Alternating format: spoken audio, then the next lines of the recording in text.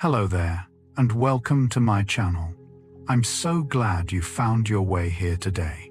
And before we begin, if these calm explorations are something you enjoy, consider liking and subscribing. It helps others find their way here too. Now let's begin. Think of the word nostalgia, and something soft comes to mind. A warm kitchen, a song from years ago. It feels like one of the gentlest things a person can carry. So it is strange to learn that it began as a diagnosis written down by a worried physician who believed it could kill. In 1688, a young Swiss medical student named Johannes Hofer studied soldiers serving far from home, mercenaries stationed across foreign borders. He watched them grow pale and listless, refusing food, wasting in their beds for no wound anyone could find. What ailed them, he concluded, was the unbearable longing to return home. He gave that longing a clinical name and listed it among the diseases of the body alongside fever and infection. For these men, the ache was not poetic. It was a condition serious enough to send them home, or in the worst cases to bury them. Before nostalgia was something you felt fondly on a quiet evening, it was something a doctor feared at a bedside. That same physician needed a name, and he built one with care. Hofer reached back into ancient Greek and chose two pieces. The first was nostos, meaning the return home, the word that carried Odysseus across 10 years of sea toward Ithaca. The second was algos, meaning pain or ache. He pressed them together into nostalgia, a homecoming pain, the suffering of someone caught between where they are and where they long to be. The choice was deliberate. He wanted a term that sounded as grave as the affliction felt, something a learned doctor could write in a case study without embarrassment. Picture him at a wooden desk by candlelight, turning the syllables over, trying to give a precise shape to an ache that had never quite had one. It worked. The word spread through the medical texts of Europe and held its scientific weight for generations. What he could not have known is that his invented word would outlive his diagnosis entirely, drifting from the clinic into ordinary speech, softening as it traveled. The name he forged for a sickness became the name we now give to one of the tenderest feelings we know. It is easy to assume people always understood nostalgia the way we do. They did not. For nearly 3 centuries after Hofer, nostalgia kept its place in the medical world as a genuine disorder, something to be examined, charted, and treated. Physicians catalogued its symptoms with the seriousness they gave any illness: loss of appetite, weakness, fever, a racing heart, a vacant stare, and a deep withdrawal from the world. Some doctors went looking for its cause inside the body itself. One proposed that the constant ringing of cowbells in the Swiss Alps had damaged the brains and eardrums of the homesick, leaving a permanent mark. Others blamed changes in air pressure pressing on the spirit. Treatments ranged from the gentle to the cruel, from sending a soldier home to threatening him with pain, to frighten the longing out of him. Across these long years, the feeling we now welcome on a slow afternoon was something a person could be hospitalized for, even discharged from an army over. The ache was real to them as it is to us. What changed was not the feeling. What changed was the story we told about what it meant. Consider how dangerous a song would have to be before an army outlawed it. Among Swiss soldiers serving abroad, there was a particular folk melody, a herding tune called the Kuh-Reien, the song the cowherds sang while leading cattle through the mountain pastures of home. Commanders noticed something unsettling. When that melody drifted through the camp, men would weep, desert their posts, or fall ill with the wasting homesickness their doctors had named. The tune did not remind them gently of home. It opened a wound. And so, according to accounts from the period, the singing or playing of that song among the troops was forbidden in some tellings, under threat of death. A simple herding melody, the kind a child might hum, was treated as a weapon against the will to keep fighting. There is something quietly astonishing in that. It means people understood centuries before brain scans that a few notes could reach past every defense a soldier had and unlock his deepest longing in an instant. We will see later why music holds this particular power. For now, it is enough to know that long ago, a song could be considered too dangerous to sing. For most of its history then, nostalgia carried a shadow. It was a problem, a weakness at best, a kind of sentimental indulgence that serious people were expected to resist. That reputation lingered well into the 20th century, when some thinkers still treated it as a minor disorder of the mind, a failure to live in the present. And then, surprisingly recently, the picture turned over. Beginning in the early 2000s, a group of psychologists decided to actually study what nostalgia does to a person, rather than assume the worst. They brought volunteers into the laboratory, prompted them to reflect on a cherished memory, and measured what followed. What they found ran against 300 years of suspicion. People who had been nostalgic felt less lonely, more connected, more certain that their lives had meaning. The thing doctors once tried to cure turned out to be doing quiet repair work all along. This is one of those rare moments when science does not just add a fact, but overturns an old verdict. The ache Hofer tried to heal was never the wound. It was all this time part of the healing. Most feelings sort themselves neatly. Joy lifts grief, weighs anger, sharpens fear, contracts. Ask someone to name what they feel and they usually reach for one word. Nostalgia refuses that simplicity. Picture the moment a person finds an old photograph of a summer that is gone. The people in it, younger, some of them no longer here.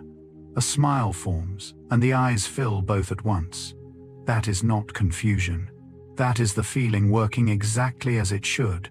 When researchers ask people to describe nostalgia, the same paired words surface again and again across every study. Happy and sad, sweet and aching, warm and tinged with loss. Emotion scientists have a name for states like this, calling them mixed or bittersweet. And nostalgia is one of the clearest examples the human mind produces. It is not happiness with a little sadness contaminating it. It is a single, whole experience that contains both at the same time, inseparable. There is a quiet wisdom in a feeling that can hold two opposite truths without breaking. It may be the closest the heart comes to telling the truth, which is that the things we love most are also the things we can lose. So what is actually happening inside the head during one of these moments? Researchers slid volunteers into brain scanners and asked them to summon a nostalgic memory while the machine quietly watched. The brain that lit up was not the picture you might expect for a feeling shaded with sadness. Two systems came alive together. One was the reward circuit, the same network that responds to things the brain finds deeply good, the regions rich in the chemistry of pleasure and motivation. The other was a set of areas tied to memory and to self-reflection, the parts that handle who we are and what our experiences mean. Nostalgia, in other words, is not the brain merely replaying an old scene. It is the brain treating that old scene as a reward, as something valuable, while at the same time weaving it into the story of a self. The feeling registers at the level of neurons as something the mind wants. That overlap explains a great deal. It tells us why looking back can feel so quietly satisfying, why we return to certain memories, the way we return to a warm room. The brain files them not as data but as treasure. There is a particular pairing inside the nostalgic brain worth pausing on, because it explains why these memories feel so personal. When a nostalgic moment takes hold, the hippocampus stirs the seahorse-shaped structure deep in the brain that gathers and retrieves our memories. That much you might predict, but it does not work alone. Alongside it, a network, often called the default mode network, comes online. The same circuitry that hums when we daydream, reflect on ourselves, and ask what our lives amount to. Imagine these two systems lighting up in the same breath. One retrieving the scene, the kitchen, the voices, the afternoon. The other quietly asking what that scene meant for the person you have become. This is why nostalgia never feels like simply pulling a fact from a drawer. A phone number is just a memory. Your grandmother's kitchen is a memory braided into your sense of self. The brain is not just remembering when you feel nostalgic. It is using the memory to remind you who you are, threading a past moment directly into your present identity. Notice how nostalgia rarely waits for permission. You can sit and try to feel it and get nowhere, and then it floods in on its own, triggered by something small and physical. A texture, a sound, a taste. Researchers who study how nostalgia gets activated find that the senses are its most direct path, far more reliable than simply deciding to reminisce. And among all the senses, one consistently reaches us faster and deeper than the rest. It is not sight, though we trust our eyes above all else. It is smell. The scent of rain on hot pavement, of a certain soap, of wood smoke in cool air, of a particular meal cooking, can drop a person into a vanished moment before they have understood what is happening. People often report that a smell brings back not just a memory but the whole emotional weather of a time, the way it felt to be there. Have you ever caught a scent on the street and been somewhere else entirely before you could name it? That sudden involuntary fall through time is not random. There is a reason smell holds this strange and ancient key, and it is built into the very wiring of the brain. Here is why a scent can ambush you so completely. Almost everything you sense, what you see, hear, and touch, takes a detour on its way into the brain. It passes first through a structure called the thalamus, a kind of central switchboard that sorts and routes incoming signals before they reach the regions that handle emotion and memory. Smell does not. The olfactory pathway is the one sense that bypasses that switchboard almost entirely, wiring directly into the regions tied to emotion and memory, the amygdala and the hippocampus, with barely a stop along the way. Picture every other sense knocking politely at the front door and waiting to be shown in, while smell slips through a private entrance that opens straight into the oldest, most feeling-soaked rooms of the mind. That direct line is the reason a scent can trigger a memory more suddenly and more emotionally than a photograph ever could, often before you can put the memory into words. It is the most ancient of our senses, the first one life evolved, and it remains hardwired to the parts of us that feel rather than think. When a smell undoes you, it is taking the shortest road the brain has ever built. There is a particular kind of memory that scent delivers, and it does not arrive in pieces. Think of walking past a bakery and catching the smell of bread and cinnamon, and how before you have taken another step you are standing in a grandmother's kitchen that may not have existed for 20 years, not remembering it, standing in it. The linoleum, the light through the window over the sink, the particular sound her radio made, the feeling of being small and safe and waited for. Psychologists have studied this and given it careful attention, and what they find is that scent-triggered memories tend to be older, more emotional, and more vivid than memories called up by words or images. People asked to recall a memory prompted by a smell consistently report being transported, feeling as though they have traveled back rather than merely thought back. A school hallway has its own signature chalk and floor wax and crowded coats, and it can return a person to the exact emotional pitch of being 13. The remarkable thing is the completeness of it. Sight gives you a snapshot. Smell gives you the whole room, the whole hour, the whole self. You were inside it. We tend to think of our deepest memories as locked safely away in the mind. Some of them, it turns out, are waiting in the air, ready to open the moment we breathe them in. If smell is the fastest door into the past, music may be the one we walk through most willingly. There is a reason a single opening chord on the car radio can flood a person with feeling before the first word is sung. When researchers ask people what reliably brings on nostalgia, music sits near the very top of the list, named again and again, across studies and across cultures. But not just any music. The songs that carry the heaviest charge are almost never the ones we discovered last year. They are the songs we knew at 16, the ones playing in the background while we were falling in love for the first time, fighting with our parents, driving around a town we could not wait to leave. Picture a song you have not heard in years coming on unexpectedly, and the way you know every word, every pause, every breath the singer takes. as though no time has passed at all. That precision is not an accident. Those songs were stitched into us during a stretch of life when everything felt enormous and permanent and new. A melody from that era does not simply remind us of who we were. It briefly returns us there, to a version of ourselves still standing at the beginning of everything before we knew how any of it would turn out. Ask an older person to tell you the stories that made them, and listen to where the stories cluster. They will not spread evenly across the decades. They will gather thick and bright around a single stretch of years near the beginning of adult life. Memory researchers noticed this pattern long ago and gave it a name: the reminiscence bump.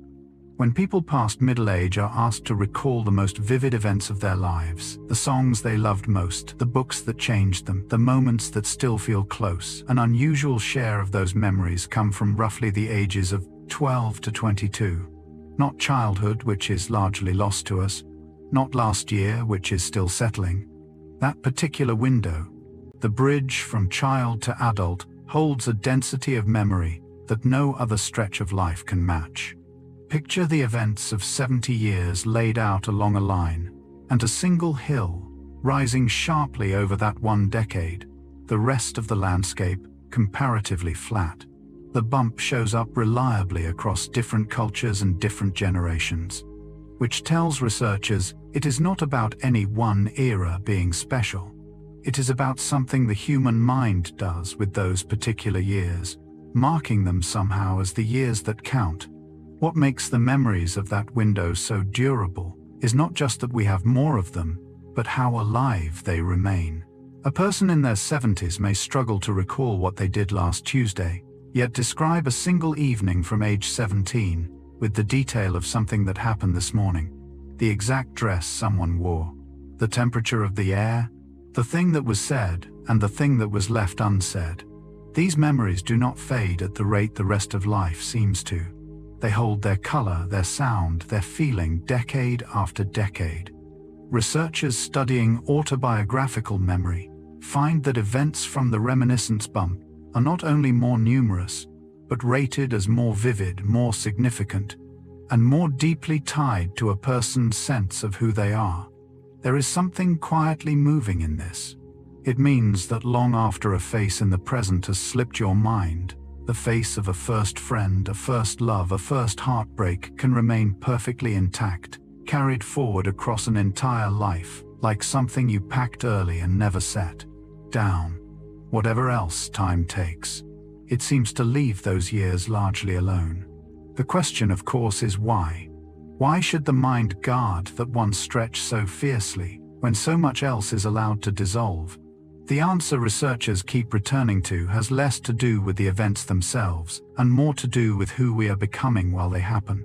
The years from 12 to 22 are when a person assembles a self. It is when we decide, often without realizing it, what kind of person we are, what we believe, who we love, what we will not tolerate, what we want our lives to be. Every experience during that construction carries extra weight, because each one is a brick in a structure being built for the first time. The leading explanation holds that the brain marks these self-defining years as unusually important and encodes their memories more deeply for exactly that reason. The first time you do anything, the first concert, the first real friendship, the first loss, lands with a force that the 100th time never will. And so much of life's firstness is crowded into that single decade. Think back to who you were at 17 and notice how close that person still feels, how much of them you are carrying right now. That is the bump at work. It is not nostalgia for a time. It is nostalgia for the period when you were deciding who to be, kept vivid by a mind that understood even then that those were the years it could not afford to lose. There is a conviction almost everyone holds, and almost no one questions, which is that the music of their youth was the real music, and everything since has been a slow decline.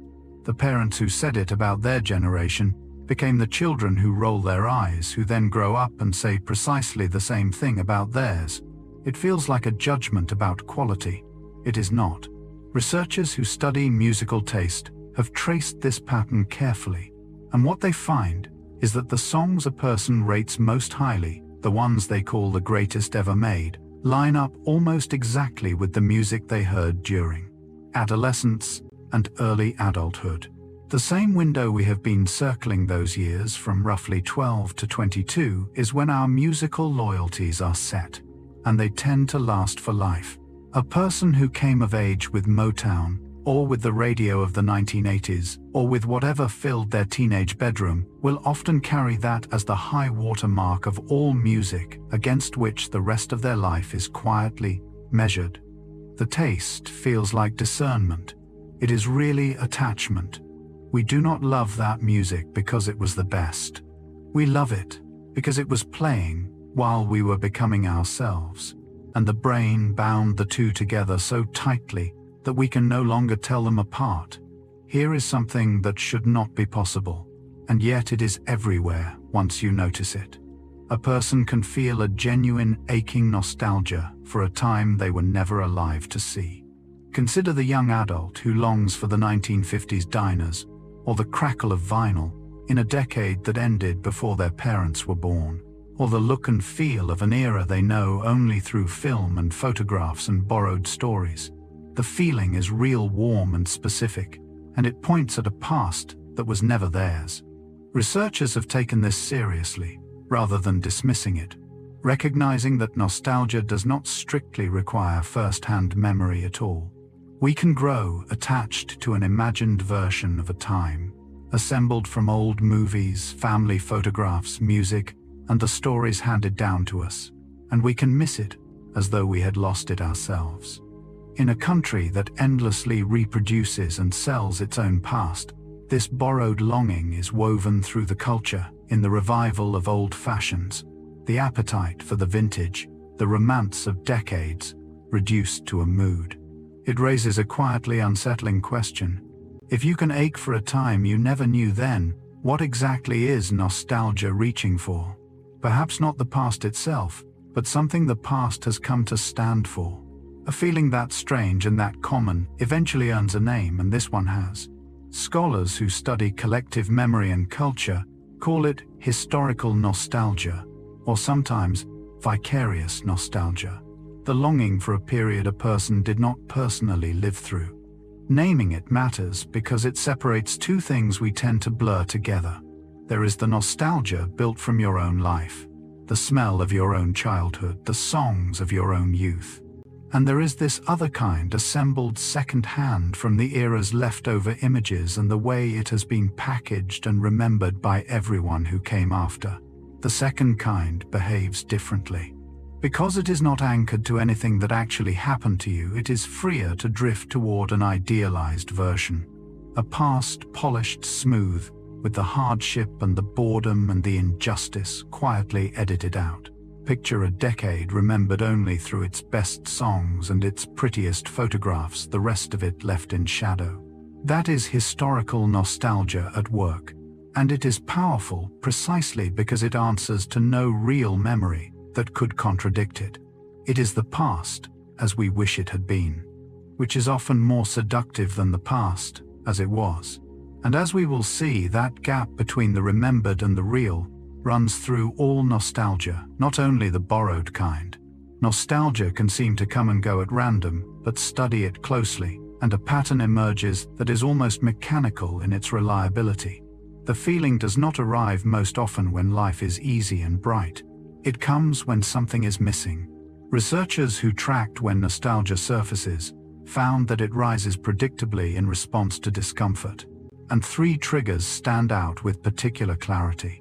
It comes when people feel cold, when the air turns and the light goes thin and the body registers a chill. It comes when people feel lonely, cut off from the warmth of others. And it comes when people feel unmoored, uncertain of who they are or where their life is going. In each case, nostalgia behaves less like a random mood and more like a response. Something the mind reaches for when a particular kind of lack opens up. This is one of the most important discoveries in the whole science of the feeling, because it suggests nostalgia is not merely something that happens to us. It is something the mind does for us, summoned by need. The next time it washes over you on a grey afternoon, notice what came just before it. The feeling is rarely as arbitrary as it seems. More often it has arrived because some part of you called for it. If nostalgia answers a chill, you might expect the comfort to be purely emotional, a kind of inner glow. The research suggests it goes further than that, reaching into the body itself. In one set of studies, psychologists noticed the link between cold and nostalgia ran in both directions. Not only did cold conditions make people more nostalgic, but nostalgia, in turn, seemed to make people feel physically warmer. Researchers put this to the test by having people recall a nostalgic memory and then judge the temperature of the room around them. Those who had been nostalgic estimated the room as warmer than those who had not. In another version, people who reflected on a nostalgic memory were able to keep their hands submerged in icy water longer, as though the feeling offered some real buffer against the cold. The warmth, in other words, was not only a figure of speech. The mind appeared to be translating an emotional comfort into a bodily one. Think of the way a happy memory on a hard day can make you feel quite literally less cold and less alone. There is something deeply human in a feeling that meets a physical chill with a physical answer, the past reaching forward to warm a present moment, the body believing even briefly in heat that has no source in the room. Of all the things that summon nostalgia, loneliness may be the most powerful, and the way it works is worth understanding closely. Picture someone alone on an evening when the silence has grown too large, the kind of solitude that presses in rather than soothes. What researchers find is that this very feeling tends to trigger nostalgia, and that the nostalgia, once it arrives, pushes back against the loneliness that called it. The mechanism is almost tender in its logic. When a person feels cut off from others, the mind reaches into the past and retrieves moments thick with connection. A holiday table crowded with family, a friendship in full bloom, a night surrounded by people who knew them. And in recalling those moments, the person feels measurably less alone. Studies show that nostalgic reflection raises a sense of being loved and supported, even when no one else is in the room. It is as though the feeling restocks an empty shelf from a private reserve.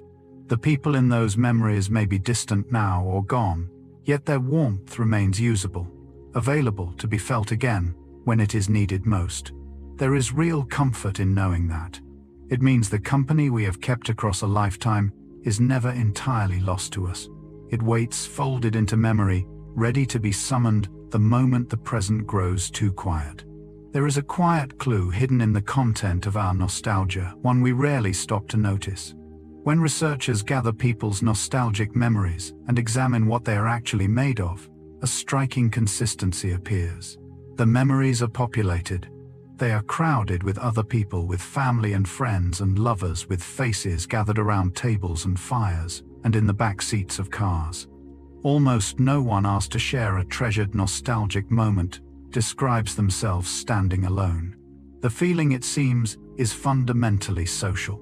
We do not grow nostalgic for the time we sat by ourselves in an empty room. We grow nostalgic for the people who filled our lives and the moments we shared with them. This tells us something essential about what nostalgia is for. It is not at its heart about places or things, or even times, though those provide the setting. It is about belonging, about having been woven into the lives of others. Consider your own most cherished memories and notice who is in them. The chances are good that you are not alone in a single one. The feeling we call nostalgia is more than anything a record of the people we have loved, kept vivid by a mind that understood they were the part most worth keeping. We tend to think of nostalgia as something that simply happens to us, a wave that rolls in unbidden. But a growing body of research suggests it is better understood as a resource, something the mind draws upon deliberately, even if we are unaware of doing so. When life feels empty, when the days blur together, and a person begins to wonder whether any of it matters, nostalgia rises to meet that emptiness.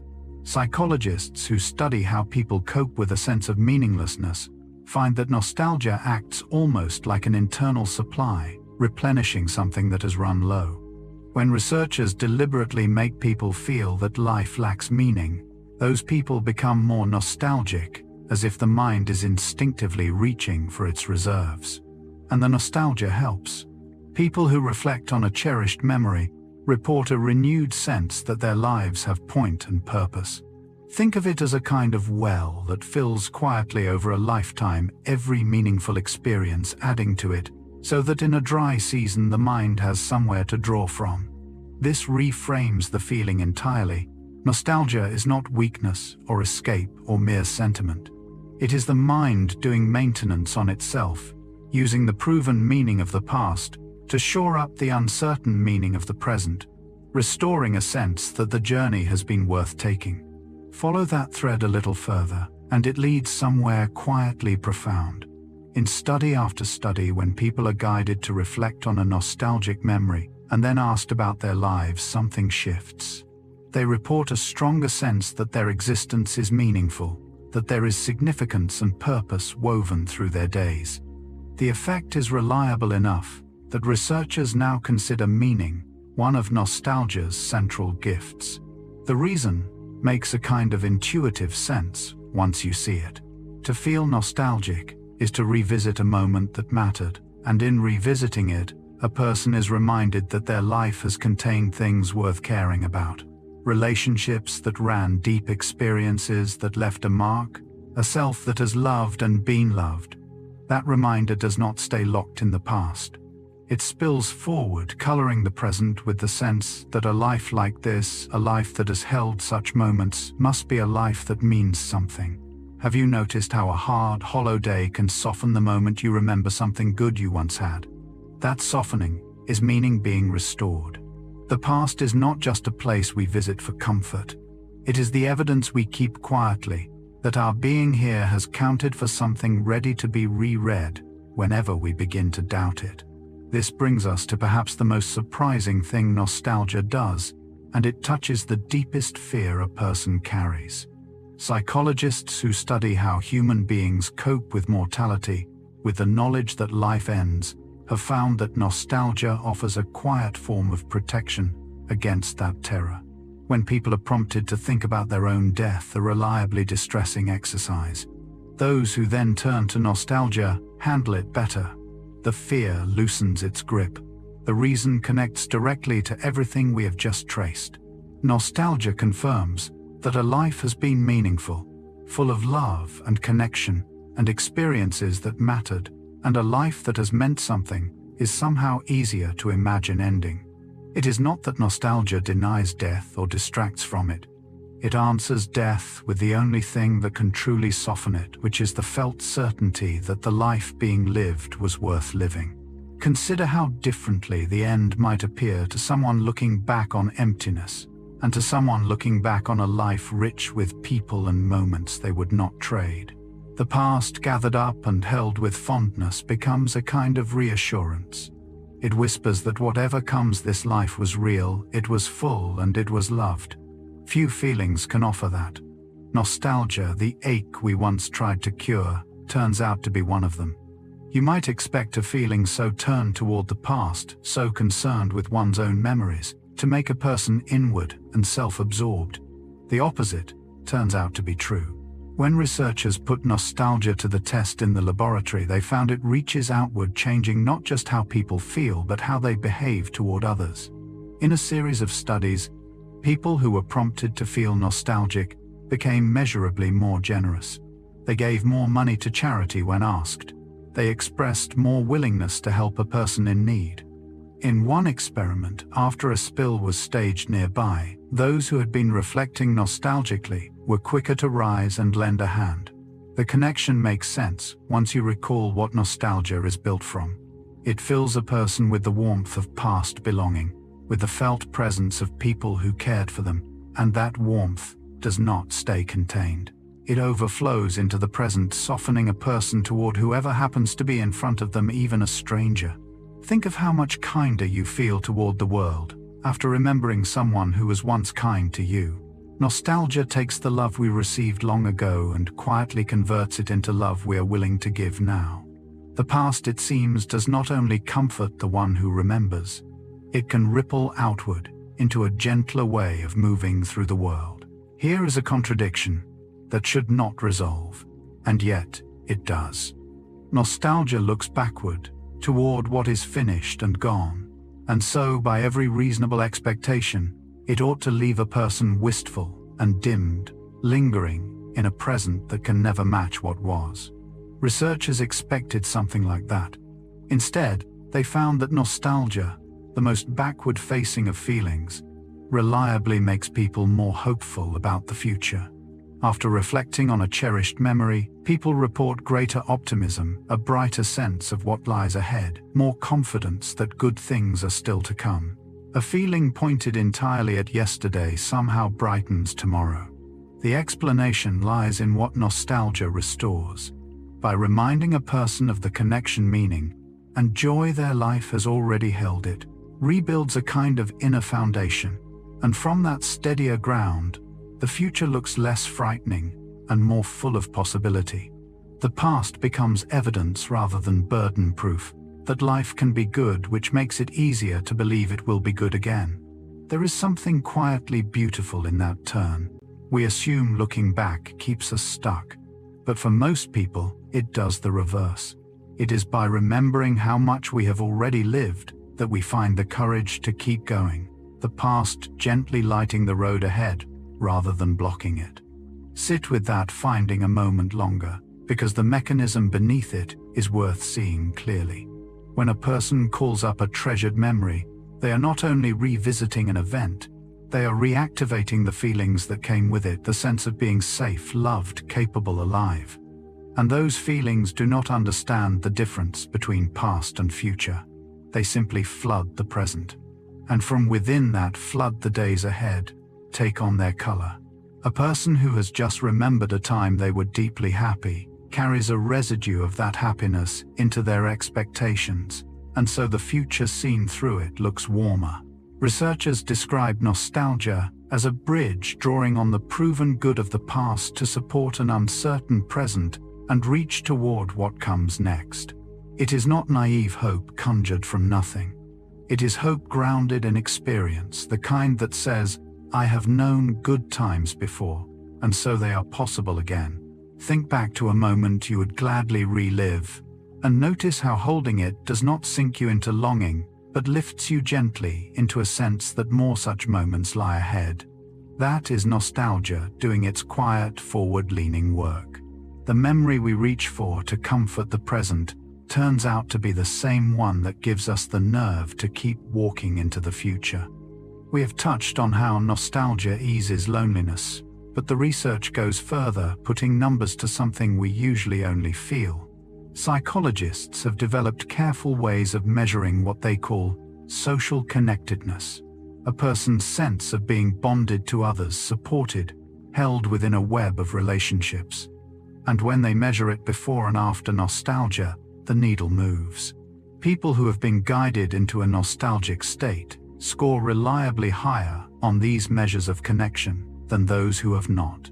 The effect is consistent enough that connectedness is now considered one of nostalgia's core functions, demonstrated across many studies and many populations. What makes this striking is that nothing in the person's actual circumstances has changed. No one new has entered the room. No call has come, no reunion taken place. And yet the felt sense of being connected rises purely from turning inward toward remembered bonds. It suggests that our relationships exist in two places at once, in the world around us and in the architecture of our own minds, and that the inner version can be drawn upon even when the outer one is out of reach. This is why a person can sit alone and rise feeling less alone. The connection was always there, woven into memory, waiting to be felt again. Few experiences sting quite like exclusion, the small, sharp ache of being left out, overlooked, or pushed to the edge of a group. It is a pain humans are wired to feel, keenly a holdover from a time when belonging to the group meant survival. So it is worth knowing that nostalgia offers a quiet remedy even for this. Researchers have studied what happens when people are made to feel rejected or excluded and then given the chance to reminisce. The nostalgia acts as a kind of buffer, restoring the sense of belonging that the rejection stripped away. Shut out in the present, a person reaches into the past and is met by all the times they were included, chosen, wanted, and the wound begins to close. In some studies, people who felt excluded spontaneously became more nostalgic, the mind reaching for its own medicine without being told. Think of the way a snub or a cold shoulder can send you almost reflexively toward the memory of people who once made you feel you belonged. That is not avoidance, it is repair. Nostalgia reminds the excluded self of a deeper truth that the present moment has temporarily obscured, which is that it has been welcomed before and loved before, and that one closed door does not undo a lifetime of having belonged somewhere. Here is a finding with an edge to it, the kind that lingers after you hear it. We have seen that nostalgia rises to meet a hunger for connection. So what happens when that hunger is dulled by something else entirely? Researchers found an unlikely suppressant, and it is money. In studies on the psychology of wealth, simply prompting people to think about money, to handle it, count it, or reflect on having it made them more self-sufficient and less inclined to seek out others. And alongside that shift came another. Those primed to think about money showed less nostalgia. The longing that usually reaches for remembered closeness grew quieter, as though the mind, feeling buffered by wealth, no longer felt the same pull toward connection. The reverse held too. Nostalgia, once triggered, made people care less about money and value relationships more. The two seem to sit at opposite ends of a single human need, money whispering that you can stand alone, nostalgia reminding you that you never truly have. There is something quietly sobering in this. It suggests that the very thing we often chase to feel secure may dull the feeling that connects us most deeply to others. The mind reaches for nostalgia when it feels its need for belonging. Convince it even briefly that it needs no one, and one of our most human comforts begins to fade. We tend to imagine nostalgia as something earned over a long life, a feeling reserved for those with decades behind them to miss. A child surely lives entirely in the present, with too little past to long for. Researchers assumed something similar until they actually asked children, and the answer overturned the assumption. Studies found that nostalgia appears in children remarkably early, recognizable by around the age of 7. By that age, children already understand the feeling, can describe experiences of it, and report missing earlier times in their short lives: a younger sibling's birth, a holiday that has passed, a home they have moved away from, a dim grandparent they no longer see. The feeling is fully formed, complete with its characteristic bittersweet ache, long before adulthood. What this tells us is that nostalgia is not a late arriving luxury of the mind, but something close to a basic human capacity, present almost as soon as a child can hold a coherent sense of their own past. It develops alongside the early sense of self, appearing the moment a person becomes capable of recognizing that they have a history worth missing. Picture a 7-year-old growing quiet over a memory of last summer. That small wistfulness is the same feeling that will visit them at 70. It was there, it turns out, almost from the beginning. If you ask a child what they feel nostalgic about, and then ask the same of someone near the end of a long life, you might expect the answers to share nothing at all. The surprise is how closely they rhyme. When researchers examined the content of children's nostalgia, they found it gathered around a few recurring themes, and they were the deeply familiar ones: family, holidays, special occasions, and the people who filled them. A child misses the gathering, the celebration, the warmth of being surrounded by those they love. Now hold that beside the nostalgia of the elderly, whose treasured memories cluster around precisely the same things: family, togetherness, the holidays and milestones that punctuated a life across the entire span of human experience. From a 7-year-old to a person of 90, the substance of nostalgia stays remarkably constant. It is always at its core about people and belonging. This continuity is quietly moving. It suggests that what matters to us at the very beginning is what will still matter at the very end, that the things worth missing do not change as we age, only deepen. The child longing for last Christmas and the old man longing for Christmases long gone are in the end reaching for the same thing, which is the feeling of being gathered together with the people who made them feel at home. When researchers began collecting nostalgic memories, not just in one place, but across the world, they went looking for differences, expecting each culture to grow its own distinct variety of longing. What they found instead was a kind of shared architecture. Ask someone in one country to tell a nostalgic story, then ask someone half a world away, and the stories tend to be built the same way. They feature cherished people. They center on momentous or tender occasions. They carry that signature blend of sweetness and loss, and they tend to follow a similar emotional path. The cultural details differ, of course, the foods, the festivals, the settings, the names, but the underlying shape of the experience stays consistent across very different societies. This points to something important. Nostalgia is not merely a habit learned from a particular culture, a quirk of one people's way of remembering. It appears to be a fundamental feature of the human mind, structured similarly wherever you find it, like a language whose vocabulary varies but whose grammar is shared. There is a quiet comfort in knowing this. It means that a person in a distant country, in a life utterly unlike yours, grows wistful over their past in essentially the way you grow wistful over yours. The longing is local in its details and universal in its form, one of the deep patterns that runs beneath the whole human family. Look closely at the shape that nostalgic stories share, and a particular movement reveals itself, almost like the arc of a small piece of music. Researchers who analyzed the structure of nostalgic narratives found that they tend not to end where they begin. A typical nostalgic memory starts in a place of longing or even mild distress, a missing, a separation, a sense of something lost, and then travels toward a warmer, more redemptive resolution. The story moves, in other words, from ache toward comfort, from absence toward a kind of restoration.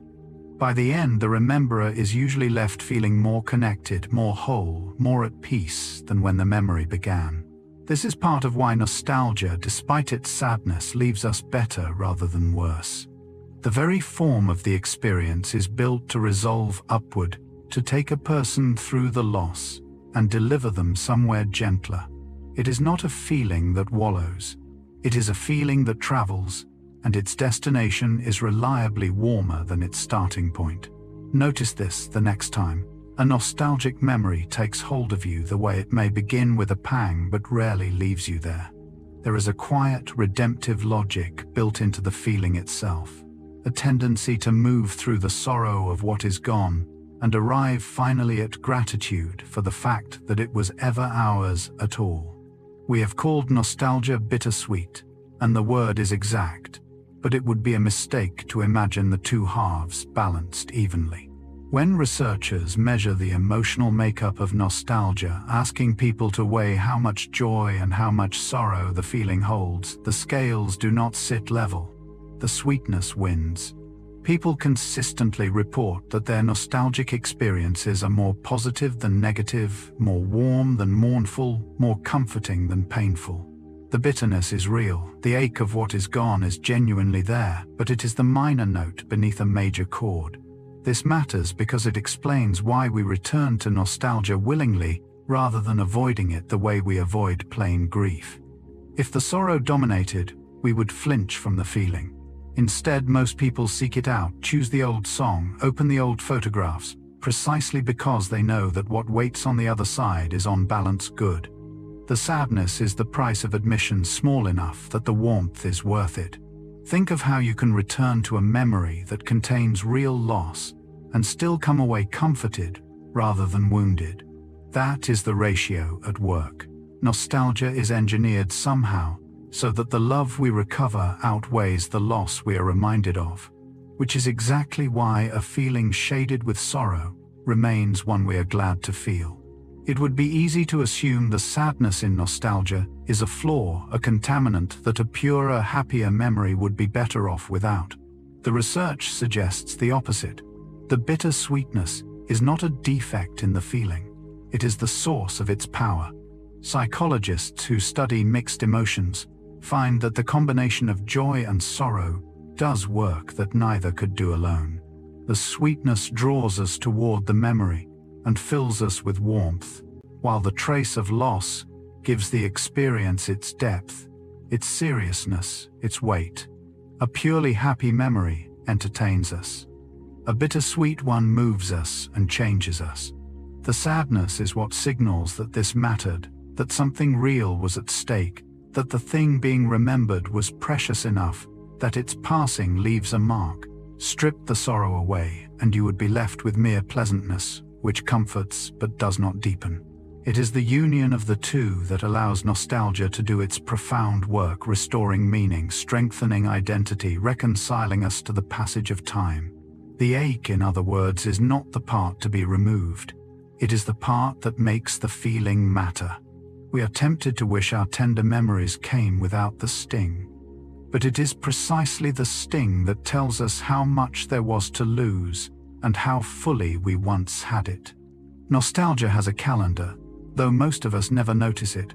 Researchers who tracked when the feeling tends to surface found that it does not fall evenly across our days, but clusters at particular kinds of moments. One of them is the weekend, when the structure and busyness of the working week loosens, when there is finally room to breathe and reflect.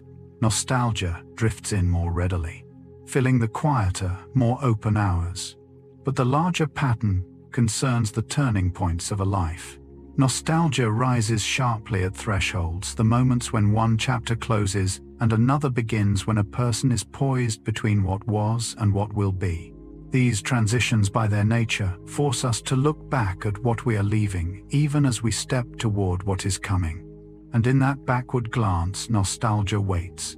It is as though the feeling knows when we most need to take stock, surfacing precisely when life asks us to acknowledge that something is ending. There is a logic to its timing that goes beyond mere idleness. Nostalgia comes when we have paused long enough to feel the shape of our lives on the slow Sunday afternoon, and at the great hinges where everything changes. It is, in a sense, the feeling that helps us honor what we are about to leave behind. Consider the particular ache of a graduation, that strange mixture of pride and grief as a person stands at the edge of one life looking into another, or the last night in a house before a long move across the country, walking through emptied rooms that suddenly fill with everything that happened in them. These are the moments nostalgia comes for, and it comes reliably.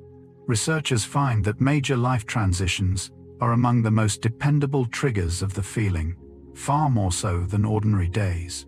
The reason lies in what a threshold does to us. It severs continuity. It marks a clean line between a self that existed before and a self that will exist after, and in that, severing, the mind turns instinctively to gather up what is being left behind. A graduation is not only a beginning, it is the end of being who you were among the people you were with. A move is not only a new address, it is the loss of a place that held a version of your life. Nostalgia rises to meet these endings, because endings are exactly what it exists to process.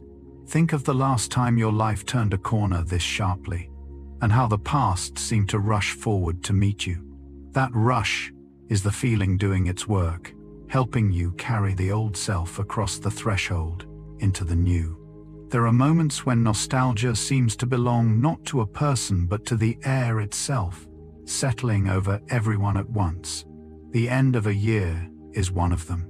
As December deepens and the old year prepares to close, a collective wistfulness tends to rise, a widespread turning toward what the year contained and what it carried away.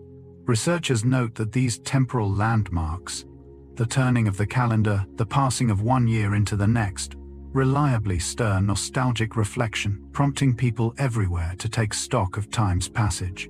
The changing of the seasons does something similar. The first cold snap of autumn, the particular light of a late summer evening, the return of a familiar weather can each open the door to memory, partly through the senses, and partly through the way seasons mark the years stacking up behind us. These natural and calendar rhythms act like quiet bells sounding at intervals, to remind us that time is moving, and that we are moving with it. There is something almost communal in this, the sense that across a whole country, as one year tips into another, countless people are looking back at the same moment each into their own past. Notice it in yourself when the year turns. That pull toward reflection is not random melancholy. It is the oldest human response to the simple, staggering fact that time keeps passing. There is a strange and tender experience that almost everyone has had, though few have a name for it. You are in the middle of something good, a gathering of people you love, a perfect ordinary evening, and even as it happens, a sadness arrives, because some part of you already knows it will end, and that one day you will miss it. You are missing a moment you have not yet lost. Researchers have begun to study this, and they call it anticipated nostalgia, the act of feeling nostalgic for the present, while it is still present. It is a curious folding of time, the future longing reaching backward into the now, coloring a moment with the grief of its own passing, before it has even passed. The feeling reveals something profound about how deeply we understand the impermanence of everything we love. We do not need to lose a thing to ache for it. We can ache for it while holding it simply because we know that holding is temporary. There is a bittersweet awareness in this, a heightened sensitivity to how precious and how fleeting the present really is. Have you ever caught yourself mourning a moment, even as you lived it? That is the mind recognizing in real time that what you are inside of right now will one day be the very past you reach for. Anticipated nostalgia for some people is not an occasional visitor but a way of moving through life. They experience the present moment with one foot already in the future, seeing the now as though it were a memory being formed, something they are watching even as they live it. There is a doubleness to this kind of awareness, a sense of being both inside an experience and slightly outside it, already framing it as the past it will become. It can be a melancholy way to live, shadowing happy moments with preemptive grief, never quite letting a person sink fully into the present without the awareness of its passing. But it can also sharpen everything. To see a moment as a future memory is to recognize its value immediately, to pay it the attention it deserves, to hold it more carefully because you already understand it will not last. Some people describe this as a heightened gratitude, an inability to take the present for granted, born from the constant quiet awareness that all of it is passing through their hands. It raises a question worth sitting with. Is it better to live wholly in the moment, blind to its ending, or to live with the bittersweet knowledge that this too will become something you ache for? Most of us move between the two, but some live always in that doubled tender light. Cast your mind back to where this began, to Hofer and his homesick soldiers, and notice something we have quietly passed over. The word he coined, nostalgia, did not originally mean what it means to us now. For Hofer, and for centuries after, nostalgia and homesickness were the same thing. One word for one affliction, the pain of being away from home and longing to return. The two concepts were fused, indistinguishable, a single ache pointed at a single place. And then slowly across generations of use, the word began to drift and divide. What was once a unified feeling split into two distinct experiences that we now treat as separate, even though they were born from the same root. The story of that division is, in its own way, the story of how human beings came to understand their own longing more finely. We took one broad feeling and discovered there were two different things tangled inside it, each reaching for something different. The shared origin still shows in the family resemblance, the way both involve a yearning for something absent, a pull toward a comfort that is out of reach. but where they point, in the end, turned out to be quite different. And the parting of these two words traces a subtle shift in how we learn to map the geography of our own hearts. When that single word divided, the two halves did not split at random. Each took a different dimension of the original longing. Homesickness kept the spatial half, the ache for a place, for a particular house, town, or country that one is separated from and could at least in principle return to. A homesick person knows exactly where the cure lies. It is a location, and going there would ease the pain. Nostalgia took the other half, and in doing so became something stranger and more poignant. It drifted from space toward time, becoming the ache not for a place but for a moment, an era, a chapter of life that has passed. And here is the crucial difference. The place a homesick person misses still exists and can be returned to. The time a nostalgic person misses is gone and can never be revisited. You can buy a ticket home. You cannot buy a ticket to 1999, or to the summer you were 19, or to the version of your family that existed before everyone grew up and apart. This is what gives nostalgia its particular depth of sorrow. It longs for a country that no map contains and no journey can reach. The homesick can go home. The nostalgic can only remember, which is perhaps why their longing cuts the deeper of the two. Follow nostalgia to its quietest center, and you find something unexpected waiting there. We assume the feeling reaches for places, for people, for vanished times. But often beneath all of those, what it truly aches for is a former version of oneself. When a person grows nostalgic for their childhood home, it is frequently not the building they miss, but the child they were inside it. When they long for an old town, it is the self who lived there, freer or younger, or more hopeful that they are really reaching toward. Researchers and writers on nostalgia have noticed this again and again, that the deepest layer of the longing is for a self that no longer exists. We cannot return to who we were any more than we can return to a vanished year, and that self, the 18-year-old, the new parent, the person we were before some loss changed us, is gone as completely as any place. This is why nostalgia can feel so personal and so unreachable at once. The country it longs for is not out there in the world at all. It is the territory of a self we have outgrown and left behind. Think of who you were 10 or 20 years ago and notice the gentle pull of it. You are not missing a time.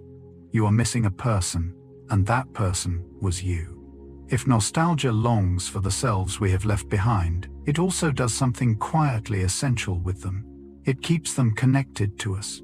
Consider the strange problem every person faces simply by living a long time.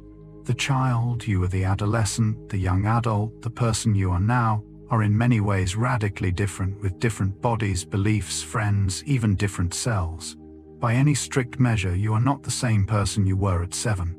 And yet you feel like one continuous self, a single thread running through all those changes. Researchers who study identity find that nostalgia is one of the things that maintains this continuity. By reaching back and reconnecting us with our earlier selves, the feeling binds the scattered chapters of a life into a single, coherent story. Each nostalgic memory is a thread tying the present self to a past self, and together those threads weave the unbroken sense of being one person across a lifetime. Without this, a life might feel like a series of disconnected strangers who happen to share a name. Nostalgia prevents that.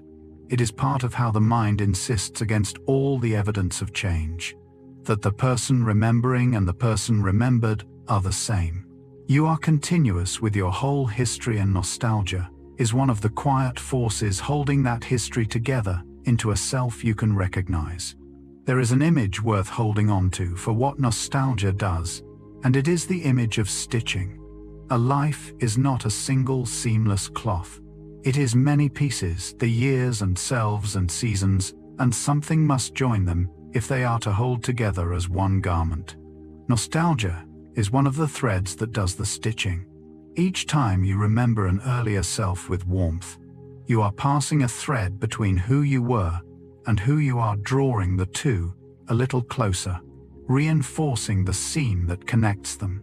Over a lifetime, these countless small stitches accumulate into the strong, continuous fabric of a self. This is why a person without access to their past, through illness or trauma or simple forgetting, can feel unmoored, as though the cloth is coming apart at the seams. The memories are not just records. They are the stitching that holds identity intact. Think for a moment of yourself at some much earlier age, and feel the thread that still connects you to that person across all the intervening years. That thread is real, and it is partly made of nostalgia, of the warmth with which you hold your own history. You sitting here now, and that earlier self, are not two people. You are one, stitched together by memory, by feeling, by the quiet refusal to let the past come loose from the present. If nostalgia holds identity together, then it makes sense that the feeling grows sharpest exactly when identity is under strain. Researchers find that nostalgia intensifies during periods of significant change, the times when a person's sense of who they are is disrupted or destabilized. Consider the immigrant who has left behind not only a country but the entire world that shaped them. The language of their childhood, the streets, the customs, the version of themselves that belonged there. For such a person, nostalgia often runs deep and constant, a thread reaching back across an ocean to hold on to an identity the new world does not recognize. Or consider the quieter upheaval of simply growing older. The slow accumulation of changes that can leave a person wondering where the self they knew has gone. In both cases, nostalgia rises to meet the disruption, reasserting continuity, precisely when continuity is threatened. It is the mind's way of holding on when the ground is shifting, reaching back toward a stable sense of self when the present has grown unfamiliar. This tells us the feeling is most active when we most need it, surfacing not in our settled times but in our unsettled ones. Nostalgia is not a luxury of the comfortable. It is more often a lifeline thrown by the mind to a self in danger of coming loose from its own history. Look at where nostalgia flourishes, and you will notice it is not in seasons of ease. It is in seasons of doubt. Researchers find that people experiencing uncertainty, whether in their own lives or in the world around them, tend to be more nostalgic and to value the feeling more highly. When the future is unclear and the present feels unstable, the mind turns toward the one territory that cannot be taken away or revised: the past. The past has a settledness, the future never will. It has already happened. Its outcomes are known, its meanings established, its comforts reliable. And so, in uncertain times, people reach for it more often and lean on it more heavily, drawing a kind of stability from what is finished and secure. This is why nostalgia tends to surge during periods of upheaval, both personal and collective. It offers solid ground when everything else is in flux. There is something deeply sensible in this. Facing an unknown tomorrow, the mind steadies itself on a known yesterday. The past becomes an anchor not because it was better, but because it is certain. And certainty is exactly what uncertainty hungers for. When the way ahead is dark, we light our footing with what we already know. And much of what we already know lives behind us, in the territory only nostalgia can reach. Picture a small boat on rough water pitching with each wave, and the steadying effect of an anchor dropped to the seabed below. The boat still moves, but it no longer drifts. It holds its place against the chaos. Researchers describe nostalgia, in strikingly similar terms, as a kind of psychological anchor that steadies a person when life turns turbulent, when the present grows chaotic, when change and stress and uncertainty toss a person about. Nostalgia reaches down into the deep, settled ground of the past and holds them in place. It does not stop the waves. The difficulties of the present remain. But it keeps a person from being swept away entirely, providing a fixed point to hold against the motion. This is one of the feeling's most important functions, and it explains why nostalgia so often arrives in our hardest seasons rather than our easiest. The mind drops its anchor precisely when the water gets rough. The memories we reach for in difficult times are not an escape from those times. They are what keeps us steady enough to weather them. Think of the way you instinctively turn toward comforting memories when life grows overwhelming. That turning is the anchor, going down the mind, reaching for the deep, unmoving ground of what was, so that the storm of what is cannot carry you off course. Long before psychologists were measuring nostalgia in laboratories, another group had already discovered its power and learned to use it: advertisers. Somewhere along the way, the people who sell things noticed that wrapping a product in the warmth of the past made people far more willing to buy it. And modern research confirms what they grasped intuitively, that nostalgia changes us as consumers. Studies find that when people feel nostalgic, they become more willing to spend money and more attached to the products in front of them. The feeling loosens something. By filling a person with warmth and a longing for connection, nostalgia makes them reach often for whatever promises to restore that warmth, and a product draped in the imagery of the past makes exactly that promise. This is why so much advertising leans on old songs, retro packaging, and the look and feel of decades gone by. It is not decoration. It is a deliberate key turned to open both memory and the wallet at once. There is something worth noticing here, even a little uncomfortable. One of our most tender and meaningful feelings has also become one of the most reliable tools for getting us to buy. The next time an advertisement floods you with warmth for a time gone by, it is worth asking gently what exactly it is hoping you will reach for, and whether the longing it stirred was ever really about the product at all. Why should a picture of an old kitchen, a vintage logo, or a scene from decades ago make a product feel more trustworthy? It seems irrational, and yet the effect is real and measurable. Researchers studying nostalgic marketing find that familiar imagery from a shared past lends a product a warmth and a credibility it would not otherwise have. The mechanism runs through feeling rather than logic. When a brand surrounds itself with the textures of a remembered time, it borrows the good feeling attached to that time, and that warmth quietly transfers to the product itself. Familiarity too breeds a sense of safety. Something that looks like it has always been there, that echoes the world of our childhood, feels more reliable than something new and untested, even when it is neither old nor proven. The past in our minds carries an aura of trust, a sense that what endured must have been good. Marketers tap directly into that aura, dressing the present in the clothes of the past to make it feel established and safe. It is a subtle persuasion working beneath awareness, on the level of feeling rather than thought. We believe we are judging the product. Often, we are really responding to the warmth of a remembered world. It has been carefully wrapped in mistaking the comfort of the familiar for the quality of the thing itself. Notice when the past comes flooding back into the culture and a pattern emerges. It is not in the confident, easy times. Researchers and cultural observers have found that nostalgic advertising and nostalgic imagery tend to surge during periods of collective anxiety, the moments when a society feels uncertain, frightened, or under strain.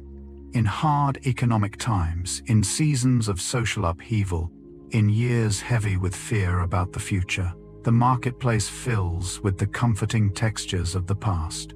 This is the same principle we saw at the level of the individual, now operating across a whole nation at once. Just as a single anxious person reaches for the steadying anchor of their own history, an anxious society reaches collectively for the reassuring imagery of a shared past. And advertisers, attuned to the public mood, supply it. The familiar past offers comfort against the frightening present on the scale of millions of people simultaneously. There is something revealing in this rhythm. The waves of nostalgia that wash through a culture are in a sense a barometer of its unease, rising when confidence falls.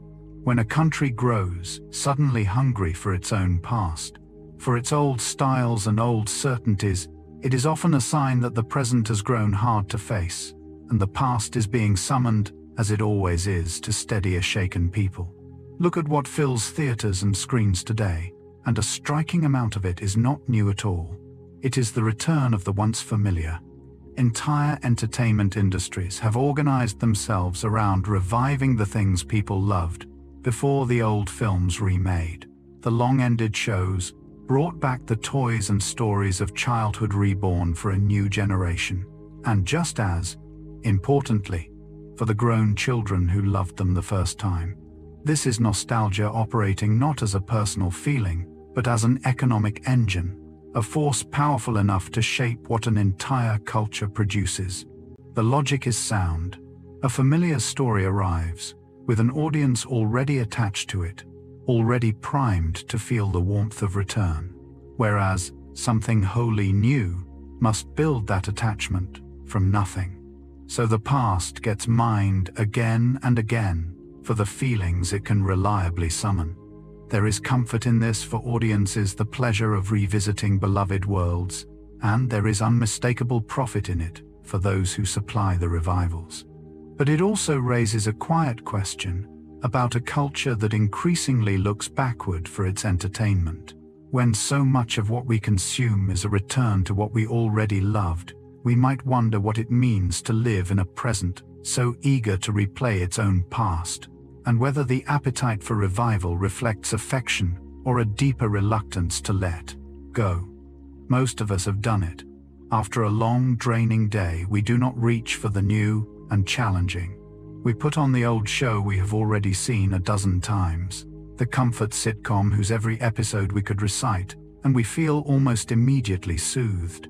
This is so common it can seem too ordinary to mean anything, but researchers have studied it, and it turns out to be a genuine and effective form of self-regulation. Returning to familiar, beloved media is a documented way that people soothe themselves, manage stress, and restore a sense of calm. The comfort is real, and it has a clear psychological basis. A familiar story makes no demands. It holds no surprises, no anxieties about how it will turn out, no effort required to follow it. In a world full of uncertainty, the rerun offers a small, reliable certainty, a known and safe place to rest the mind. We are not being lazy or unimaginative when we reach for the old favorite. We are tending to ourselves, choosing a known comfort precisely when we most need one. There is a quiet wisdom in it. Among all the ways a person might calm a frayed mind, returning to a familiar, beloved world is one of the gentlest and one of the most human. A small homecoming available any evening we need it. Why does the old known story soothe us when a new one might tax us?